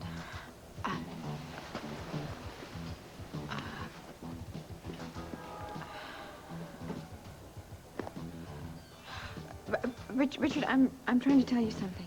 What? That you, let me guess. That you can't bear to be without me another minute, Yeah, huh? stop it, please. Tina, what's wrong? What, you don't like the ring? No, the ring is perfect. It's the perfect ring for the perfect girl. It's just that I'm not that girl. What are you doing? Look, I was trying to find some nice way to say this, but there's really no Say way to what? What's going on? Richard, I can't marry you. I like you a lot, Richard, I do, but I don't love you. I love Cord.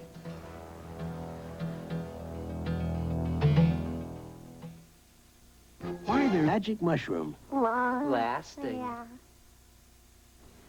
Look, I know how this must seem to you, but... Well, it seems like I've been a damn fool. Look, I never meant for it to end like this. Well, how do you think it would end? With a handshake? Look, I didn't want to hurt you. I really tried not to. Look, I didn't want to fall in love with Cord, but it... It what? It just happened? You couldn't help yourself? The passion was just too great? Richard. Oh, thanks, Tina. That makes me feel a hell of a lot better. Look, I thought we were friends first. I thought maybe you could at least try to understand. Understand what? How you stick the knife in and then you twist it? Well, I'm sorry, Tina. I don't treat my worst enemies that way, much less my friends. Look at me. You know, everyone tried to warn me about you, but did I listen? No. You see, I've been all over the world, and I've known lots of women. I figured there was no way that you could harm me. Well, look at me now, Tina. Look what I let you do to me. I never lied to you. I always told you you were the most kindest, wonderful man around, and you are. Oh, and don't forget the best part. I'm also rich, and I'm well connected to all the best families. Add that to my gullibility, and a woman would be nuts to let me go. Richard, you'll find the perfect woman. You will. You're hurting now. Don't you dare patronize me! I will live my life as I damn well please without your advice. But I got some advice for you, Tina. Look at me. If things don't work out between you and Cord, and you change your mind, don't bother coming back. It won't happen, Richard, please. I know you don't understand, but this is the best thing for all of us. It is. Maybe you're right. Maybe I'm the lucky one, not Cord. You just saved me from the worst mistake of my life.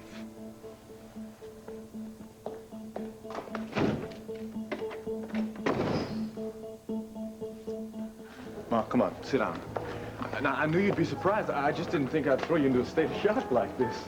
Well, Cord, it's just that, well, Tina was all but married to Richard Abbott, and... Well, what do you suppose caused her to have this sudden change of heart? Ma, you just said the magic word. She decided to go along with her heart on this one. Uh-huh. You're happy for me, aren't you, Ma? Well, I know how much she means to you. Ma, I never lied about that. I never loved anyone as much as I love Tina. Yes, that's plain enough to see. Ma, I am so happy right now. I'm about to burst. But I can't be totally happy until you give me your blessing. Cord...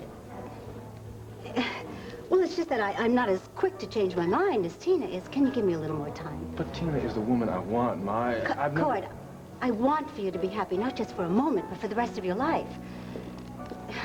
Be patient with me, okay? And until I can accept your choice in my own way. Oh, man. I think I just asked you to take a double dose of cod liver oil. All right, Ma. Look, if you need time, you've got it. I'm not going to push you into giving me your blessing. Thanks. But you're going to give it to me, Mom. I know you will. This is incredible. It's like everything I've ever dreamed of happening. It is coming true, Ma. I just wish Paul were here to share this with us. You're going to come around. I know it. Look, I need to go right now. But where? Cord, are you going to meet Tina somewhere? No, I wish I was. I need to go over to the Banner. At this hour? Yeah, Richard gave me a desk assignment tonight. I got to go take care of that. Can't risk aggravating my boss, huh? I got a wife to take care of now. Bye-bye, Mom. Take care.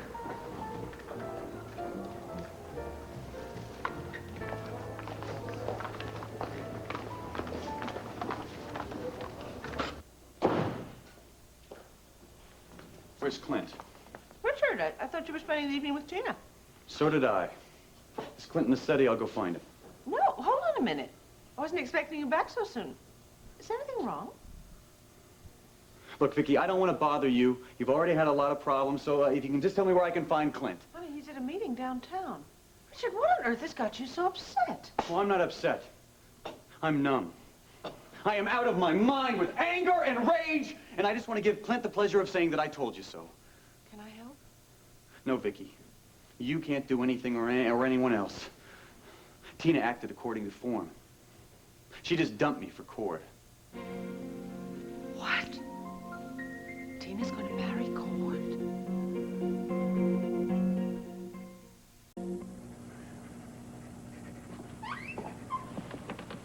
Oh, hi, Pam.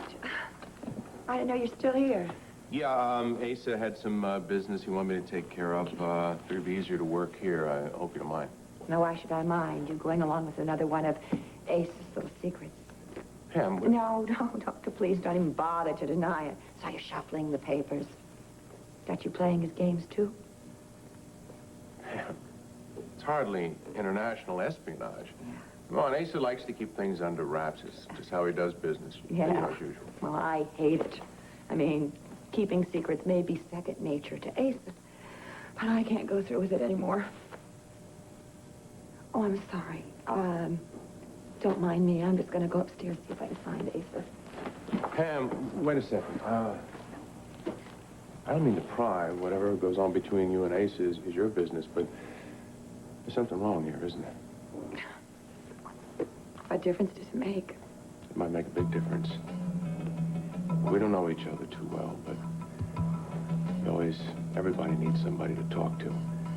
I want you to know if the need comes up, I'm available, okay? Oh, Pete, boy, I'm afraid that just scares me to death. Afraid if I ever really started to talk, I don't think I'd ever be able to stop, and then everything just come piling out, everything that's wrong, and thanks, listen. Go back to your work, whatever it is.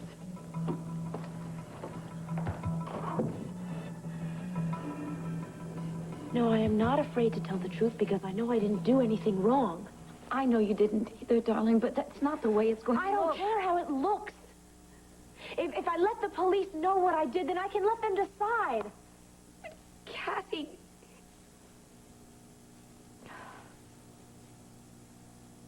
Please. All right. All right. Thank you. Wait a minute. Wait. Before you go and tell them anything, I want you to tell me something. Fill me in about this accuser of yours. Allison? Yeah. You met her in the prison the day of the jailbreak. I talked to her for a couple of minutes. I mean, she's a pretty girl in a nondescript sort of way. Yeah, well, the way she felt about Mitch was anything but nondescript. You mean she believed in him? She was madly in love with him. She was in love with him? Forget it. You're not going to the police after all. Why? What does No. that have to do with anything? Don't you see? If she was in love with him, then the reason the reason that she's telling the police that you were in the room is that she's out to get revenge. She's jealous. She wants to get back at you for the fact that Mitch was more attracted to you than he was to It doesn't matter her. the reasons that she lied. I mean, what matters is that if I don't come forward, they're going to believe her story. Don't be absurd. Rafe is not going to take the word of some drug disciple out for revenge. She was a witness, Mom. So she says. Nobody else has stepped forward to place you at the scene of the crime, and nobody else will. How can you be so sure? Because Allison is going to hang herself on her own lies. I'm sure of it. Now then, all you have to do is just sit tight. Then tomorrow you'll come back from your Caribbean vacation, and nobody will be the wiser. I wouldn't bet the farm on that. Dad. Hello, kid. Guess the Islands didn't agree with you, huh? How dare you come sneaking into my home? I hope you're both taking this down. Your plan doesn't stand a chance in hell of succeeding. Yes, operator, I'm still waiting. Oh, I see. Well, thank you. I'll try Miss Lord's room later. Well, Tina, it's time for you and I to have another little talk.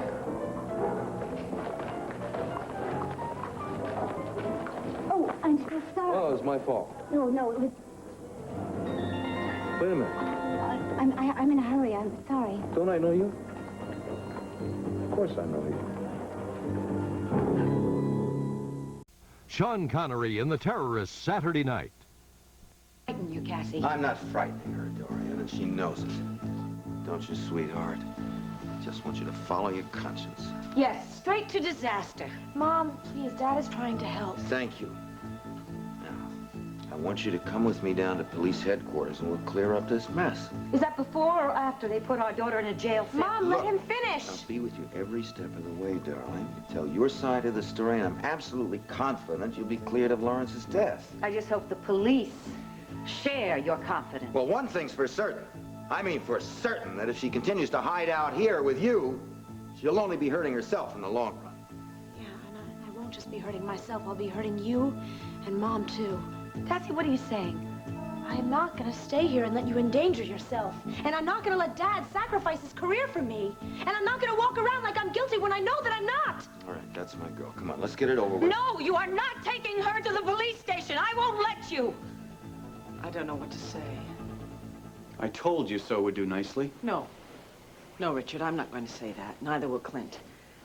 But I am so sorry that this had to happen. Yeah, well, I'm not too thrilled about it myself. Do you need a shoulder? Tears are hard to come by, Vicky. At first, I was too stunned to feel anything. And then all of a sudden, this anger started to well up inside of me. Well, I've got a good mind to call little Miss Tina and tell her exactly... No, Vicky, it won't do any good. No, Tina's made her choice. Cord wins, I lose, that's it. Listen to me. You haven't lost. If anything, you're well rid of her. If she doesn't love you, you don't waste your time on her. I know, Vicky, I said pretty much the same thing to Tina myself. Now, I'm the lucky one, I said. Yeah, she saved me from making the worst mistake of my life. That's true. Yeah, well, then why do I feel like pounding a fist into a wall? This too shall pass. Yeah, that's what they tell me. But you know what, Vicky? The truly lucky ones are you and Clint. Well, I always knew the two of you shared a special kind of trust and affection. I just didn't know until today how rare a gift that is. Wait a minute. I know you. No, that's impossible. No. You are the spitting image of someone I used to know. Well, I think you're mistaken. Maria. You are Maria Vasquez, aren't you? It's me, Clint. Remember Clint Buchanan?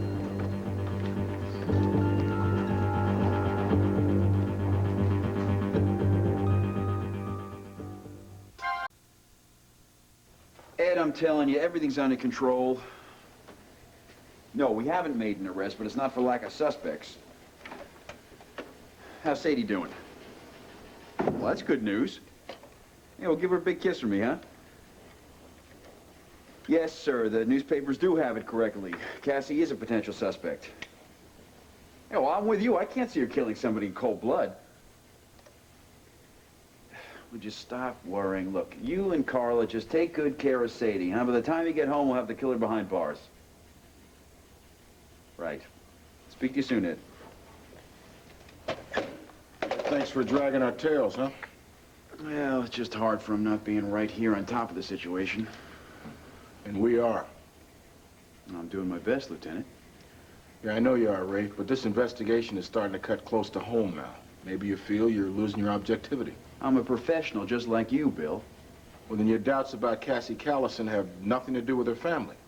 They have everything to do with my knowledge of Cassie. Look, when we find her and bring her in here, you'll see for yourself that she's innocent. I just wish you'd consider some other suspects besides Cassie. Such as? Well, Allison Perkins, for starters. The warden's daughter? Yeah, well, she also happened to be Mitch's most loyal disciple, loyal and jealous. You're saying she was in love with Brother Mitch? Could be. And I think if she thought Mitch was going to make a serious move on Cassie, she might have tried anything to prevent it. Okay. I'll keep an open mind, if you will, too, about the list of suspects that I have. What list? You know, there were an interesting collection of people at the Waterside Inn the night that Brother Mitch met his maker. You know about Adrian LaRue. He's one of Mitch's disciples, right? Disciple. More like a heavyweight contender. Brother Adrian's got a prison record from here to Pittsburgh, and nobody's seen him since just before or just after the murder. That sounds like a likely candidate. I'll make sure I keep a trail on him. Who else? Brad Vernon. Brad? Why would Brad have wanted to kill Mitch? I don't know. I was hoping you could tell me. Nobody's seen him since just after the murder either. Well, seems pretty thin to me. Who else you got? Rob Coronel, Cassie's husband. Now, he's got a lot of motives, don't you think? Well, maybe, but for one thing, he's her ex-husband. He might have punched Mitch out, but I doubt he would have murdered him. You know, you want to play devil's advocate, Rafe? How about Cassie's mother? Now, she was there, and nobody's seen her since just after the murder. Dorian loves her daughter. I can't see her killing someone, though. You know, the fact of it is, Rafe, you can't see anybody you know killing Mitch, and yet there he is at the morgue, dead as a mackerel. I questioned Dorian myself, Lieutenant. She swore up and down she knew nothing about the murder, just as she swore that Cassie hadn't even been at the inn. See, that brings me back to square one, Rafe. You know everybody so damn well. You can't see the killer if he was standing right in front of you. You wouldn't know it was him or her. No, wait a second. Are you saying I'm covering up for someone? No, I'm just saying that you're too damn close to this one. Now, with Ed out of town, the commissioner's put me in charge of this investigation. And if you can't follow every lead, no matter where it leads to... Yeah. Okay, send her in. We can start with your favorite suspect, Allison Perkins. I've already had her brought in for questioning. Come in, Miss Perkins. That'll be all, Digby. Thanks. I take it you know Detective Garrett. You're the one who harassed me at the mission. I searched the place for drugs, if that's what you mean. Harassment, like I said, and so it continues. We just want to ask you a few questions, Miss Perkins. Well, I would like to ask you a question. Have you caught Cassie Callison yet? The woman who killed the best man who ever lived? Herb, do you want your daughter jailed for a crime she didn't commit? It doesn't. Please, Dad, come on, let's What? go. No, wait. Mother seems to be such an expert in this particular case. Why is that, Dorian? Why? All right, I'll tell you why. Because I was at the inn. I wandered all over the place looking for Cassie, and then I found her in Mitch's room. She was dazed and confused, and Mitch was there, lying dead on the couch. Is this true, darling? She can't talk about it. But I want you to understand exactly what happened in that room. He forced her to dress up in some scanty little outfit to turn him on, and then he tried to rape her. God, Cassie, did he... What did you do? I hit him. She fought back. She hit him with a candlestick. Did that knock him out? It only made him angrier. Then he came after me and he lashed. Oh, shh. It's okay, honey. It's okay. He knocked her unconscious.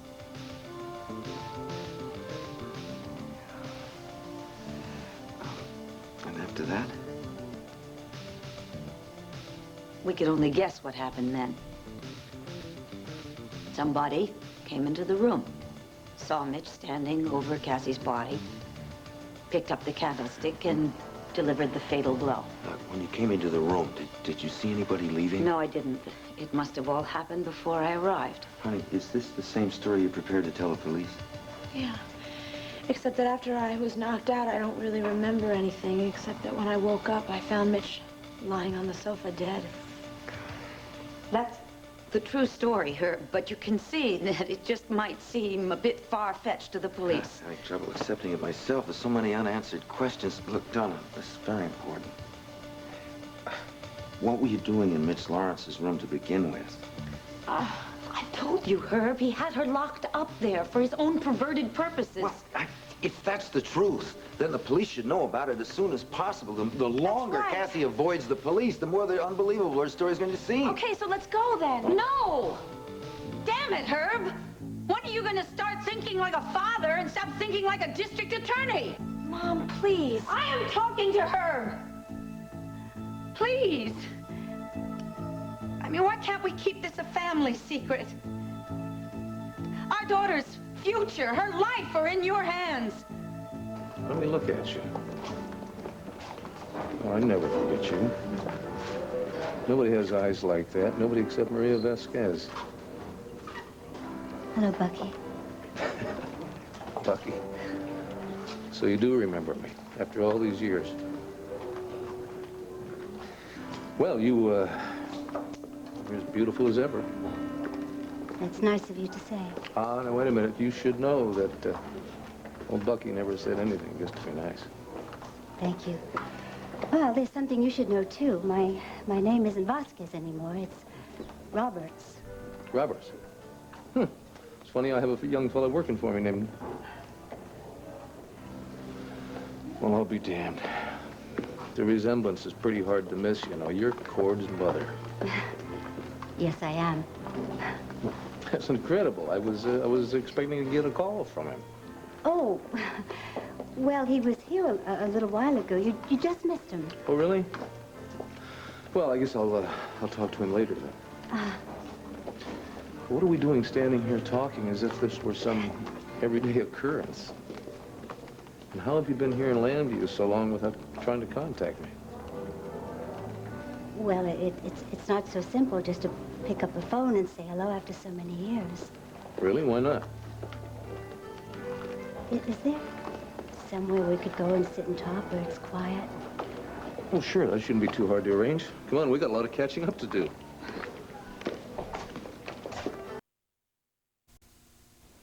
It's outrageous, even for Tina.